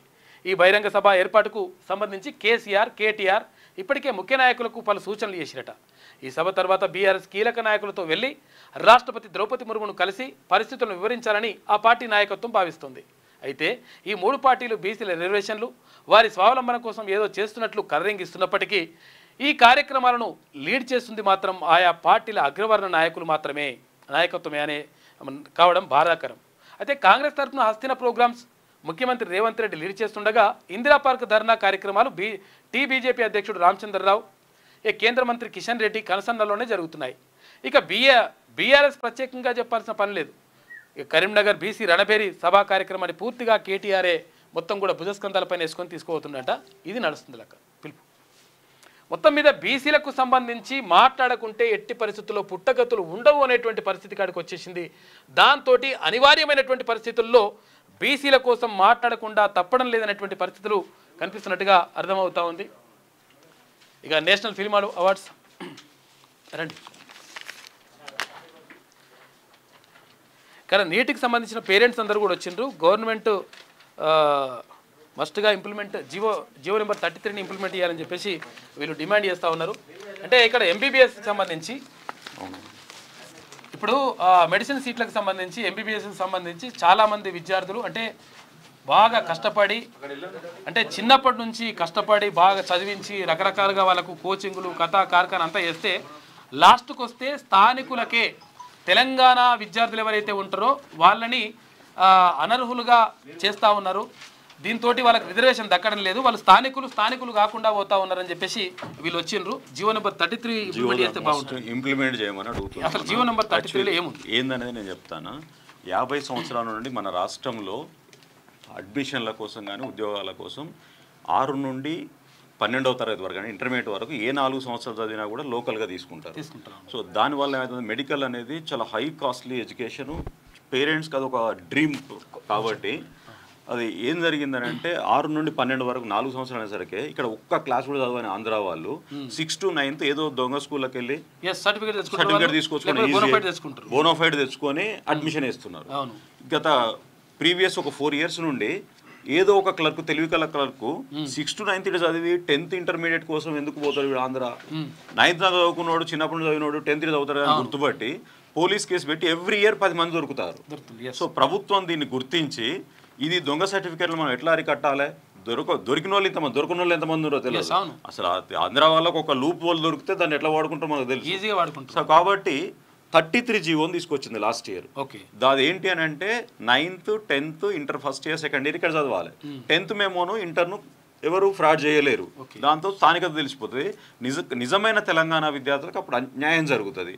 సో దీన్ని గత సంవత్సరం కొంతమంది ఛాలెంజ్ చేశారు సుప్రీంకోర్టులో. ఒక 135 మంది దాకా హైకోర్టు, సుప్రీంకోర్టులో ఛాలెంజ్ చేశారు. ఏమని మేము 1 to 10th చదువుకున్నాం, ఓన్లీ 2 సంవత్సరాలే మేము ఇక్కడ చదవలేదు, మాకు స్థానికత ఇవ్వాలని. వీళ్ళేమో ఒక 10-20 మంది ఉంటే వీళ్ళ వెనక లాయర్లు ఎంతమందిని యాడ్ చేశారంటే ఒక 120-130 మందిని యాడ్ చేశారు. అసలు సంబంధం లేని వాళ్ళు, తెలంగాణలో ఒక్క క్లాస్ చదవలేని వాళ్ళు, వాళ్ళందరినీ యాడ్ చేసేసి కోర్టుకు పోతే కోర్టు ఏమన్నా స్థానికత మీద మరి 2 సంవత్సరాల కోసం మీరు ఎట్లా చూస్తారు, మీరు 1 to 10 చదివిన వాళ్ళు ఉన్నారు కదా అని అన్నది. కానీ గవర్నమెంట్ ఏం వాదించాలి, ఓన్లీ 2 సంవత్సరాలు పోయిన వాళ్ళు అందరూ ఒక 5-10 మంది ఉన్నారు, దీంట్లో అస్సలే చదవని వాళ్ళు చాలా మంది ఉన్నారని చెప్పాలి. ఇక్కడ నేను పర్మిషన్ చెప్తాను. ద పిటిషనర్ ఏం చెప్పినాడంటే completed entire study from Saudi Arabia. ఇట్లా ఇక్కడ the petitioner claimed native of Telangana pursued their education outside the state of Telangana complete. అసలు తెలంగాణలో వీళ్ళందరూ కోర్టుకు పోయారు. గవర్నమెంట్ వీటిని కన్సిడర్ చేయము, ఎవరన్నా కొంచెం 1 to 2 అంటే రిలాక్సేషన్ చేస్తామని చెప్పాల్సి ఉండే. ఇది ఏం చెప్పకుండా సుప్రీంకోర్టులో అభిషేక్ సింఘ్వి మను అనేటువంటి లాయరు మాకు కౌన్సిలింగ్ టైం అవుతుంది, పెద్ద లాయరు. ఇప్పుడు కానీ విషయం ఏంటంటే అంటే ఆయన చెప్పింది అది వేరే విషయం. నేను ఏమంటానంటే పెద్ద లాయర్ అంటే మంచివాడని కాదు, ఆయన వాదించగలిగే శక్తి ఉంటుందని. ఆయన లాస్ట్కు గవర్నమెంట్ తరఫున ఆయన వాదించిండు. ఆయన ఏం చెప్పిండంటే కౌన్సిలింగ్ లేట్ అవుతుంది, ఈ ఒక్కసారి మేము వీళ్ళందరికీ లోకల్ స్టేటస్ ఇస్తామని లోకల్ ఇస్తామని చెప్పి 135 మంది లోకల్ అయ్యారు. దాంతో అంటే ఏ కొంచెం కోటి లక్షలు మొత్తం అగ్గు ఉన్నది ఏం లేదు అట్లా అంటాడు. సీట్ ఇయ్యరు. అంటే గవర్నమెంట్ చిన్న లాజిక్ను 33 జీవో వల్ల మాకు అన్యాయం జరుగుతుందని కోర్టు పోయారు. నీకు 33 జీవో ఇంప్లిమెంట్ ఇబ్బంది అయితే 50 సంవత్సరాల నుండి లోకల్కు ఏదైనా 4 సంవత్సరాలు ఉన్నది కదా, మేము దాన్ని ఇంప్లిమెంట్ చేస్తామని చెప్పాలి. దీనికంటే ముందు ఉన్నటువంటి జీవోని ఇంప్లిమెంట్ చేస్తాం, మీకు అన్యాయం అయితే అని చెప్తే అయిపోయేది. అదో ఇదో అయ్యేది.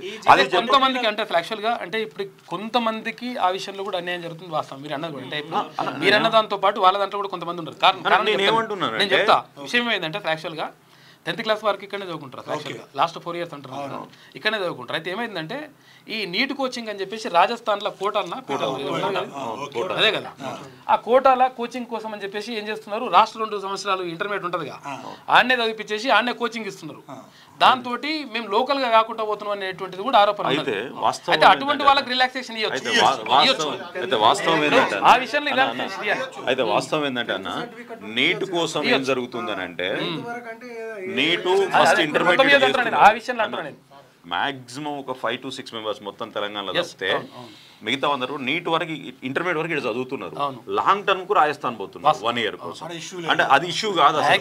ఇంటర్మీడియట్ వరకు చదివితే సంతోషం. ఇంటర్మీడియట్ వరకు మేజర్ ప్రాబ్లం ఏంటంటే లాస్ట్ ఇయర్ 135 మంది కోర్టుకు పోతే దీంట్లో మొత్తం అవే ఉన్నాయి, ఒక 10-20 మంది తప్ప. 86 మంది సీట్లు సాధించారు కోర్టు పోయిన వాళ్ళు. దీంట్లో ఒక 22 మందే ఏదో రకంగా తెలంగాణలో కొంత చదివారు, మిగతా వాళ్ళు అసలు తెలంగాణకు సంబంధం లేదు. నేను చెప్తున్నా కదా విత్ ప్రూఫ్, ఇది కోర్టు డాటా. మళ్ళీ ఏమంటారు, గతంలో బీఆర్ఎస్ ప్రభుత్వం ఏం చెప్పింది, 95% మొత్తం మనకి లోకల్ వాళ్ళే అంటారు. ఆ 95%లో మనోడే లీడర్ అని అది పెద్ద 95% వీళ్ళకు ఉండాలి కదా, అసలు వాళ్ళకు ఉండాలి. కొసరోళ్ళు వచ్చి మొత్తం 135 మంది డాటా. దీంట్లో 126 మంది సీట్లు సాధించారు ఏదో రకంగా, 86 మంది ఏ క్యాట్ సాధించారు. ఇది అయిపోయిందన్న. పోయినసారి మనం చెప్పినాం, మీద అంత మాక్సిమం ప్రయత్నం చేసినాం, గవర్నమెంట్ తప్పిదం చేసింది. ఈ లూప్ హోల్ పట్టుకొని ఇప్పుడు 450 మంది పోయారు సుప్రీంకోర్టులో. ఇప్పుడు 450 మంది ఉన్నారు. ఇప్పుడు కౌన్సిలింగ్ స్టార్ట్ అయింది. ఈ సంవత్సరం 450 మందికి పోయినసారి దాన్ని మాకు ఎందుకు ఇయ్యరు అని అది పోతే, పోయినసారి సేమ్ మార్కు మీద ఉండి ఇట్లాంటి వల్ల సీట్లు పోయిన వాళ్ళు 100 మంది ఉన్నారు. చెప్పండి మేడం. చెప్పండి. మా అబ్బాయి లాస్ట్ ఇయర్ వచ్చింది సార్, కొన్ని మార్క్స్లో మిస్ అయ్యాం సార్. మేము చాలా ఇబ్బంది పడ్డాము సార్. వాడు ఎంత కష్టపడ్డాడో మాకు తెలుసు. ఇప్పుడు లాంగ్ టర్మ్ ఇంట్లో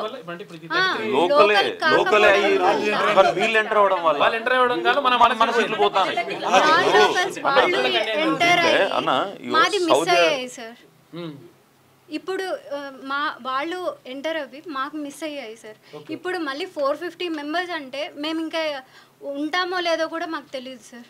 అసలు యాక్చువల్గా ఏంటంటే ఇప్పుడు నీటికి సంబంధించి ఎందుకు ఎంత లాంగ్ టర్మ్లు ఇవన్నీ ఎందుకు తీసుకుంటారంటే ఇక ప్రధానంగా డాక్టర్ కావాలని చెప్పేసి డిసైడ్ అయిపోయి తల్లిదండ్రుల కళ ఉంటుంది, పిల్లల కళ ఉంటుంది. సార్ పిల్లలు ఒక 5-6 సంవత్సరాలుగా పెళ్ళిళ్ళు ఫంక్షన్లు లేవు, బయట మనిషి తెలియదు, ప్రపంచమే తెలియదు. అదే లోకంగా చదివిన పిల్లలు ఇవాళ లాంగ్ టర్మ్ తీసుకొని కూడా వాళ్ళకి సీట్లు రాకపోతే బయటకు వచ్చే పరిస్థితి లేదు సార్. వాళ్ళ ఆత్మన్యూనత ఏందో మాకు తెలుసు పేరెంట్స్గా. ఒక అనర్హులకి మీరు సీట్లు ఇవ్వడం వల్ల అర్హులు ఎంత సఫర్ అవుతుంది సార్. మేము ఏ స్టేట్కి పోయి కొట్లాడాలి? ఎవరు ఇస్తారు సార్? మేము వేసినాం అనుకో వేరే స్టేట్లో, వాళ్ళు ఇస్తారా మాకు సీట్లు?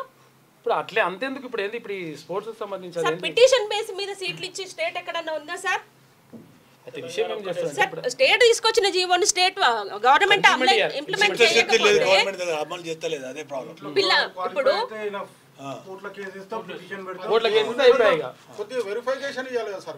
వాళ్ళు ఏమంటారు కోర్టు ఏమంటారు అంటే హ్యూమానిటేరియన్ గ్రౌండ్ లా కాబట్టి ఇట్లా హ్యూమానిటీ అన్నప్పుడు మన పిల్లలు వీళ్ళు హ్యూమానిటీ కాదా? వీళ్ళకి జరిగే నష్టం హ్యూమానిటీలకి రాదా? ఇది పేరెంట్స్ పడే సఫరింగ్ హ్యూమానిటీ కాదా? కాదా సార్? మనం పడే బాధ అది కాదు హ్యూమానిటీ కిందకి రా. నువ్వు అక్కడి నుంచి నువ్వు 150 మంది పిల్లలకి నువ్వు హ్యూమానిటీ బేస్ మీద న్యాయం చేసినా అన్నావు. మరి ఇక్కడ 150 మంది పిల్లలు వాళ్ళ పేరెంట్స్ వాళ్ళ ఫ్యామిలీ మెంబర్స్ వీళ్ళందరూ బాధపడుతున్నారు. ఇది హ్యూమానిటీ కిందకి రాదా సార్? అందరూ పేద విద్యార్థులు అసలు యాక్చువల్గా ఏమైందంటే కోట్లు పెట్టి ఈడ కాకపోతే వేరే దగ్గర వేరే దేశం పోయి చదువుకుంటాడు. కానీ నిజంగా పేద పిల్లలు నిజంగా అర్హత ఉన్న వాళ్ళు మంచిగా చదివిన వాళ్ళు అవన్నీ ఉన్న వాళ్ళు కూడా నష్టపోతున్నారు. అంటే 150 మంది వైరు అంటే 150 మంది డాక్టర్లు మనోళ్ళు కానట్టు లెక్క. సార్ ఇంకో విషయం, ఈ 150 మంది రేపు పీజీకి లోకల్ అవుతారు ఇవ్వడం వల్ల ఎక్కడే కాదు నెక్స్ట్ 5 years మళ్ళీ వాళ్ళే లోకల్ అవుతారు లెక్క. సార్ ఒకటి ఇప్పుడు ఇంటర్నేషనల్ స్టూడెంట్ ఒక అతను ఉన్నాడు, నీకు ఫస్ట్ టు 10th వరకు దుబాయ్లో చదవగలిగే స్తోమత ఉన్నోనికి నీకే లోకల్లా ఫ్రీ సీట్ కావాలి, ఏ క్యాట్ సీట్ కావాలి. అదే ఇక్కడ అంతే కదా sir entire studies from Saudi Arabia. Sir వాళ్ళు అనుకుంటే బీ క్యాట్ లో కూడా సీట్ తీసుకోవచ్చు, కానీ ఏ క్యాట్ లో పోవడం వల్ల పేదవాళ్ళకి అంతేగా సార్. ఇక్కడ నువ్వు ఫ్రీ సీట్ తీసుకోవడం వల్ల ఎంత మందికి ఇబ్బంది అవుతుంది? Pursue their education outside the state of Telangana. దీనిపైన 100% విద్యాశాఖ తర్వాత ప్రభుత్వం కూడా 1000% దీనిపైన దృష్టి సారించాల్సిన అవసరం ఉన్నది. లోకల్ వాళ్ళకు 95% ఇస్తున్నా 100% ఇస్తున్నా ఇవన్నీ ఉన్నాయి, ఇది లేదా 100% ఇస్తున్నా ఇది కాకుండా 100% లోకల్ వాళ్ళకు న్యాయం చేయాల్సిన అవసరం ఉన్నది. ఎవరు లోకల్ ఎవరు నాన్ లోకల్ అనే విషయం పైన ఫుల్ క్లారిటీతో ఉండాలి. అంటే అప్పుడు అసలు యాక్చువల్గా సుప్రీంకోర్టులో 5వ తారీఖు హియరింగ్ ఉన్నది ఈ 5th ఇదే ఇష్యూ మీద. ఈ డాటాను సుప్రీంకోర్టుకి బలంగా వినిపించే వాయిస్ కావాలి అక్కడ. ఇప్పుడు వాళ్ళు ఏమో పైసలు ఉన్నాయి కాబట్టి పెద్దలు ఆయన పెట్టుకుంటారు.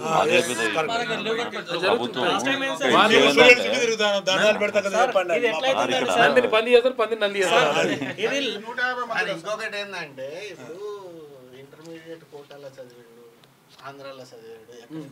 ఇప్పుడు వాడు ఆంధ్రాలో చదువుకునే కెపాసిటీ ఉన్నోడు ఆంధ్రాలోనే సీట్ తీసుకోవాలి, కానీ మనం ఇక్కడేమో కష్టపడి మన తెలంగాణలో మనం చదువుకొని 1 నుంచి 12 దాకా చదువుకొని గవర్నమెంట్ రూల్స్ అన్ని ఫాలో అయ్యి మన సీట్లు మనకు కాకుండా వాళ్ళే వరకు ఇడు సార్.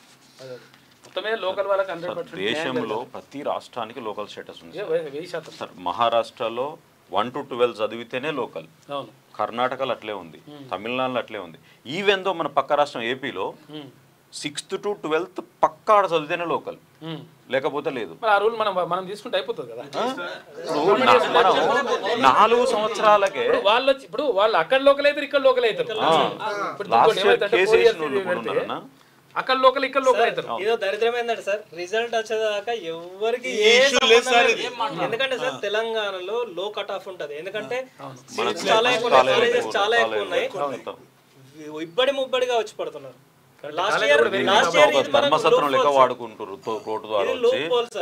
ఇది loop whole, last year loop whole, ఈసారి అన్ని అక్రమంగా వచ్చిన వాళ్ళు వీళ్ళంతా. సార్ ఒకటే సార్ మేము అందరం డిమాండ్ చేసేది ఏంటంటే 33 జీవోని ప్రాపర్ గా ఇంప్లిమెంట్ చేయాలి. ప్రభుత్వమే తీసుకొచ్చిన జీవో అలాట్ చేసినప్పుడు ఏ బేస్ మీద చేస్తున్నారు, వాళ్ళు ప్రాపర్ గా లోకలా కాదా అది ఎంక్వైరీ చేసి సీట్ అలాట్మెంట్ అనేది కావాలి సార్. బస్ సింపుల్ సార్ మా డిమాండ్. ఇది ప్రాపర్ రెమెడీ కాదు సార్. లాస్ట్ ఇయర్ కూడా ఇది ప్రాపర్ రెమెడీ కాదు సార్. దానిలో కనీసం ఎంక్వైరీ చేసి జనంలో 20 మంది వెళ్తారు, వాళ్ళకి ఇవ్వచ్చు. 130 మంది అయితే అన్యాయంగా గుంపుల గోవిందే కొట్టుపడి గవర్నమెంట్ అదే ఆలోచించాలి కదా సార్ కొద్దిగా. అది మేము ఎంక్వైరీ చేస్తాము. కుమార్ కాదు సేమ్ మార్క్ ఉన్నా కానీ ఏజ్ ఉంటుందా? ఏజ్ ఉండదు కదా. 19 ఏళ్ళు ఉన్నాడు, 20 ఏళ్ళు పిల్లగాడు 20 ఏళ్ళ పిల్లలకి ఇచ్చేస్తారు సేమ్ మార్క్ ఉన్నా సార్. చాలా ఒక్క మార్క్ మీదనే 100 మంది 50 మంది ఉంటారు, 50 మంది 60 మంది సేమ్ మార్క్ మీద. సేమ్ మార్క్ మీద కూడా మిస్ అవుతారు. 405 మార్క్స్ కి కట్ ఆఫ్ అవుతుందని అనుకున్న ఆ మార్క్ మీదనే 100 మెంబర్స్ ఉన్నారు సార్. 100 మెంబర్స్ ఈ ఇయర్ కూడా ఉన్నారు. అందులో సగం మందికి వచ్చి ఇంకో సగం మంది రాకపోవచ్చు. మనకు ఉన్న సీట్లే కాబట్టి 100% ప్రభుత్వం దీనిపైన దృష్టి పెట్టాలి. తర్వాత వైద్య ఆరోగ్య శాఖ మంత్రి కూడా దీనిపైన దృష్టి పెట్టాలి. ఎందుకంటే యాక్చువల్గా ఇప్పుడు ఇది ఎంబీబీఎస్ వరకే పరిమితం కాదు, తర్వాత పీజీలో రేపు పీజీలో కూడా వెళ్ళే లోకలైజేషన్ ఉంటారు. దాంతో తెలంగాణ విద్యార్థులు ఎవరైతే ఉంటారో, నిజంగా స్థానికులు ఎవరైతే ఉంటారో వాళ్ళకి 100% నష్టం జరుగుతుంది. కాబట్టి 33 జీవోని 100% ఇంప్లిమెంట్ చేయాల్సినటువంటి బాధ్యత ప్రభుత్వం పైన ఉన్నది. దీనిపైన అధికారులు కూడా దృష్టి పెడితే మంచిగా ఉంటుంది. లేకపోతే మొత్తం చాలా మంది పిల్లలు అంటే వాళ్ళు మొత్తం లైఫేగా అదే చదువుతున్న పిల్లలు.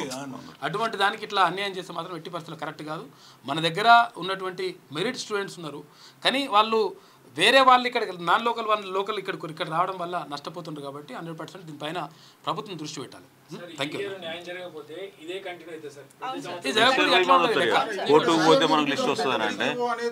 తెలంగాణ సార్ వేరే దగ్గర అన్నిట్లో ఉన్నాయి, అక్కడ లేనిది ఇక్కడ తెలంగాణ ధర్మసత్రం చేసేసారు. అన్ని స్టేట్లలో ఉన్న వాళ్ళు ఆ స్టేట్ రూల్స్ కి లోబడి కదా పనిచేస్తున్నారు. స్టేట్ రూల్స్ కి అగెనిస్ట్ గా ఎట్లా ఇస్తారు సార్ సీట్లు? సార్ ఇంకొకటి ఏపీలో ఉన్న రూల్స్ మనం తీసుకుంటే అయిపోతుంది. వాళ్ళు కంపల్సరీ 7 years చదువుతూ ఇక్కడ 9 to 12 ఉంటారు. ఎట్లా ఉందంటే తెలంగాణకు రండి ఎంబీబీఎస్ ఈ తెలంగాణ గడ్డలు అందరూ ఇది పౌరుషంతో ఉండే అన్ని మన సీట్లు మన పిల్లలు దక్కేటట్లు చేసుకోవాలి. కానీ అది ఏదో మెదకబోయే గురించి మళ్ళీ వేరే స్టేట్లకు అందరికి న్యాయం చేస్తా అంటే నువ్వు అందరికి ఎక్కడ న్యాయం జరుగుతుంది సార్? మీ పిటిషనర్ వేసిన వాళ్ళకి మీరు ఇచ్చిర్రు, మిగతా వాళ్ళకి అన్యాయమే కదా. లోకల్ వాళ్ళకి న్యాయం జరగాలి. లోకల్ వాళ్ళకి సార్ మనము ఎలక్ట్ చేసుకుంటే వచ్చిన గవర్నమెంట్, మనం ఎలక్ట్ చేసుకుంటే వచ్చిన వాళ్ళు మాకు న్యాయం చేయండి. మేము వేరే వాళ్ళని అడగలేం కదా.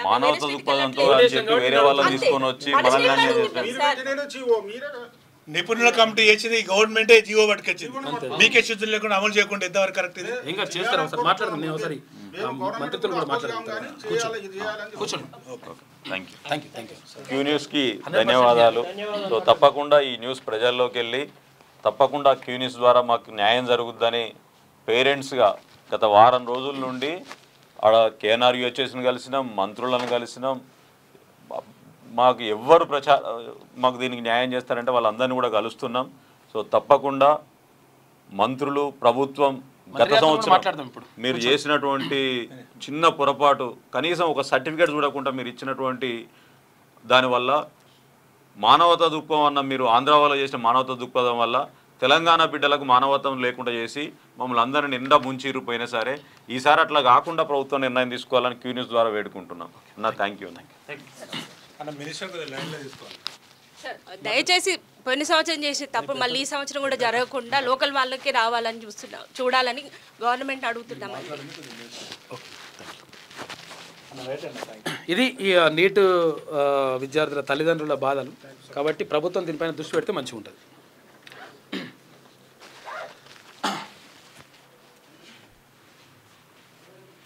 ఇక F-35 కొనే ఆసక్తి లేదు, అమెరికాకు భారత్ స్పష్టీకరణ. ట్రంప్ టారిఫ్స్కు గట్టి కౌంటర్. F-35 నిర్వహణపై కూడా భారత వాయుసేన పెదవిరుపు అని చెప్పేసి ఒక వార్త కనిపిస్తుంది. మొత్తం మీద ఇక్కడ ఇష్టం వచ్చినట్టుగా టారిఫ్లు విధిస్తున్నటువంటి ట్రంప్కు సంబంధించి భారత్ కూడా అంటే మీ దగ్గర యుద్ధ విమానాలు ఏం కొనం మేమిగా, ఎందుకంటే మీరు మా మీద మరి సుంకాలు వేస్తున్నప్పుడు మేమెందుకు కొనాలని చెప్పేసి అంటా ఉందంట. దానికి సంబంధించి ఒక వార్త కనిపిస్తూ ఉంది. ఇక 10వ రోజు గందరగోళమే, లోక్సభలో ప్రతిపక్షాల నిరసన హోరు. బీహార్ SIRకు వ్యతిరేకంగా నిరసన. ఇక స్పీకర్ నచ్చజెప్పినా పట్టించుకొని సభ్యులు. ఆందోళనల మధ్య కీలక బిల్లులు ప్రవేశపెట్టిన కేంద్రం. సభను 4వ తారీఖు వాయిదా వేసిన స్పీకర్ అని చెప్పేసి ఒక వార్త కనిపిస్తూ ఉంది. ఇక నేషనల్ ఫిలిం అవార్డ్స్ 2025 సత్తా చాటిన తెలుగు సినిమాలు ఏకంగా 7 అవార్డులు కైవసం చేసుకుంది. ఉత్తమ తెలుగు చిత్రం భగవంత్ కేసరి, ఉత్తమ గేయ రచయితగా బలగం ఫేమ్ కాసర్ల శ్యామ్, ఉత్తమ నటుడు షారూక్ ఖాన్, తర్వాత విక్రాంత్ మస్సే, ఉత్తమ నటి రాణి ముఖర్జీ మరిన్ని అవార్డులు గెలుచుకున్న తెలుగు సినిమాలని చెప్పేసి ఒక వార్త కనిపిస్తూ ఉంది. ఇవి కరెంట్ అఫైర్స్ కూడా వస్తాయి, చూసుకోరు ఒకసారి. ఇక 7678 మంది చిన్నారులను రక్షించమని చెప్పేసి వాళ్ళు చెప్తా ఉన్నారు. Women safety wing. పాత్రికేయ రంగంలో వింత పోకడలు అని చెప్పేసి ముఖ్యమంత్రి మాట్లాడినటువంటి మాటలు చూసుకోవచ్చు. వరంగల్ సిపి డాన్స్ అదుర్స్ అని ఉన్నట్టున్న విజువల్స్ ఏదో. ఇక బీసీ రిజర్వేషన్ వర్సెస్ స్థానిక సంస్థల ఎన్నికల నిర్వహణ అని చెప్పేసి ఒక ప్రత్యేక వ్యాసం రాసినట్టు గంటా సోమన్న. సమాజంలో డ్రగ్స్ గంజాయి మహమ్మారిని తరిమి కొట్టాలని చెప్పేసి పిలుపునిస్తూ ఉన్నారు. ప్రభుత్వ ఆసుపత్రులకు వచ్చే పేషెంట్లకు నాణ్యమైన వైద్యం అందించాలని చెప్పేసి అడుగుతున్నారు.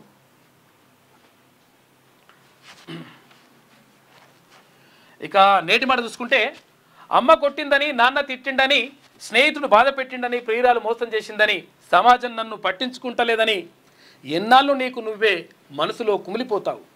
అందరికీ గడిచే కాలం నడిచే సమయం ఒకటే. పాడైపోయిన గడియారం కూడా ఒకరోజు ఓ కరెక్ట్ సమయాన్ని సూచిస్తుంది. ఎప్పుడు నా గురించి ఇతరులు ఏమనుకుంటున్నారో అనే ఆలోచనను వదిలేసి నీ గురించి ఆలోచించడం మొదలుపెట్టు. నీలో ఎలాంటి ప్రతిభ దాగి ఉందో బయటపెట్టు. కష్టాలు నాకే వస్తున్నాయని బాధపడుతున్నావేమో. ఈ నేలపైన జీవిస్తున్న ప్రతి ప్రాణి కష్టాలు కన్నీళ్లతో గడిపిన రోజులు ఎన్నో ఉంటాయి. ఎన్ని ఉలిదెబ్బలు తింటే శిల్పంగా అవుతుందో తెలుసా? పడుతూ లేస్తూనే కదా నువ్వు నడక నేర్చింది. తోకలేని పతంగి కూడా గాలిలో ఎంత గొప్పగా ఎగురుతుందో చూశావా? కన్నీళ్లతో ఎవరి మనసును కరిగించలేవు. నువ్వు ఏదైనా గొప్ప విజయాన్ని సాధిస్తేనే ఈ సమాజం నిన్ను గుర్తిస్తుంది అని చెప్పేసి పెద్దపల్లి రాజన్న నేటి మాట రాసిండు. నిజంగా కూడా అసలు యాక్చువల్గా చిన్న చిన్న విషయాలకే కుంగిపోతారు, చిన్న చిన్న విషయాలకే బాధపడుతుంటారు, చిన్న చిన్న విషయాలకి ఇట్లా అయిపోతుంటారు అనమాట. కాబట్టి అది కాదు కావాల్సింది. కష్టాలు వస్తున్నాయి అంటే మనము ఇంకా రాటు తేలాల్సిన అవసరం ఉంటుంది.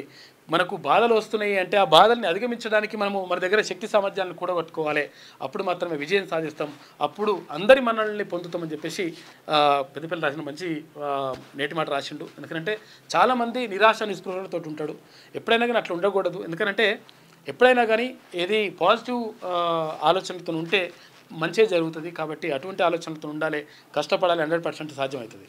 అంటే ఒక చిన్న కథ ఉంటుంది. అంటే ఒక రాయి ఉన్నదంట, ఒక రాయి బండరాయి ఉందంట. ఆ బండరాయి నుంచి ఇట్లా కొట్టి తీసుకుపోయి మెట్లు చేసిండ్రు. తర్వాత గుడిలో విగ్రహం చేసిండట. అయితే గుడి మెట్లు ఎక్కుతూ ఉంటే మెట్లు అంటున్నాయంట, దేవుడా ఎంత నీకెంత ఏది మనుషుల దగ్గరనే ఇదంతా కూడా వివక్ష ఉంటుంది అనుకున్నా, కానీ దేవుని అయినటువంటి నీ దగ్గర కూడా వివక్షనే ఉన్నది.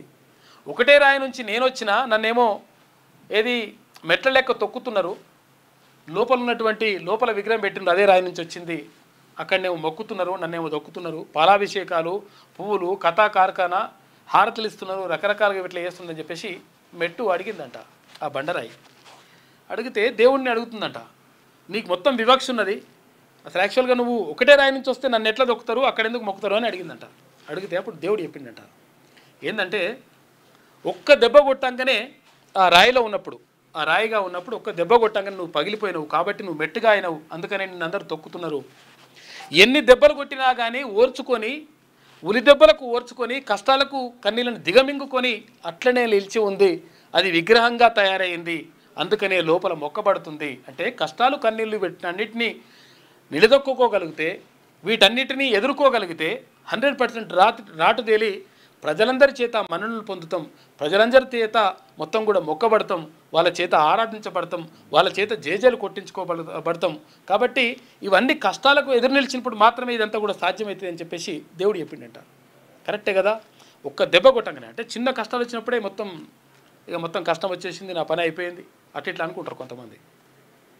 ఎన్ని కష్టాలు వచ్చినా దానికి ఎదురు నిలిచినప్పుడు మాత్రమే లోపల, అంటే ఎన్ని ఉలిదెబ్బలు కొట్టినా తట్టుకున్నప్పుడు మాత్రమే లోపల గుడిలో ఉన్నటువంటి ఆ విగ్రహంలాగా అందరి చేత మొక్కబడతామని చెప్పేసి చెప్పుకోవడం జరుగుతుంది. ఇది శనార్థిలో ఉన్నటువంటి ప్రధాన కథనాలు. అయితే ఒక్కసారి సాక్షి చూద్దాం. సుంకాలు ఇక అధికారికమని చెప్పేసి ట్రంప్ అంటా ఉన్నాడు. అమెరికాలో భారత్పై ప్రకటించిన 25% సుంకాలపై అమెరికా అధ్యక్షుడు డొనాల్డ్ ట్రంప్ అధికారిక ముద్ర వేశారు. ఇక F-35 కొనుగోలు బంద్. అమెరికా నుంచి F-35 ఫైటర్ జెట్స్ సహా రక్షణ పరికరాల కొనుగోలును భారత్ నిలిపివేసినట్లు తెలిపేసింది. ఇక రష్యా సమీపంలోకి అమెరికా శుక్రవారం 2 అణు జలాంతర్గాములను రష్యా సమీపంలోకి మోహరించిందట. ఇక 71వ జాతీయ సినీ అవార్డులు తెలుగు చిత్రం మెరిసింది అని చెప్పేసి 7 అవార్డులు తెలుగు చిత్రాలకు వచ్చేసినాయి. కాళేశ్వరం నివేదికపై కమిటీ అధ్యయనానికి ఇరిగేషన్, న్యాయ, తర్వాత జిఏడి శాఖల కార్యదర్శులతో త్రిసభ్య కమిటీని ఏర్పాటు చేసిండ్రు. మరి ఏం నిర్ణయం తీసుకుంటారనేది చూడాలి. ఇక సెప్టెంబర్ 9న ఉపరాష్ట్రపతి ఎన్నిక అని చెప్పేసి ఒక వార్త. అత్యాచారం కేసులో ప్రజ్వల్ రేవన్న దోషిగా నిరూపితమైందట. కేసీఆర్, హరీష్ సంతకాలతోనే బనకచెర్ల అని చెప్పేసి ఇక్కడ మహేష్ కుమార్ గౌడ్ అంటున్నాడు. గత ప్రభుత్వ వైఫల్యంతోనే వైటీ పిఎస్ పనుల్లో జాప్యం అని చెప్పేసి ఇక్కడ భట్టి విక్రమార్క. రేవంత్ మౌనం వల్లే లోకేష్ బరితెగింపు, ఏపీ సీఎం చంద్రబాబుతో రేవంత్ రెడ్డి లోపాయకారి ఒప్పందం అని చెప్పేసి ఇక్కడ బీఆర్ఎస్ నాయకుడు ఎమ్మెల్యే హరీష్ రావు అంటుడు, మాజీ మంత్రి. ఇక బీఆర్ఎస్కు ఎంపీలు ఉంటే లోక్సభలో కొట్లాడేవారు. మరి కొట్లాడేవారంటే మరి కొట్లాడుతందుకు ఎంపీ ఎందుకు లేకుండా అయిపోయారంటే మీరు చేసిన పనులకు. బనకచెర్లపై రాజకీయ న్యాయపరమైన పోరాటం, కాంగ్రెస్ ప్రభుత్వ వైఖరిని ఎండగట్టేలా సభ, సుప్రీం తీర్పు నేపథ్యంలో ఉప ఎన్నికలు ఖాయం.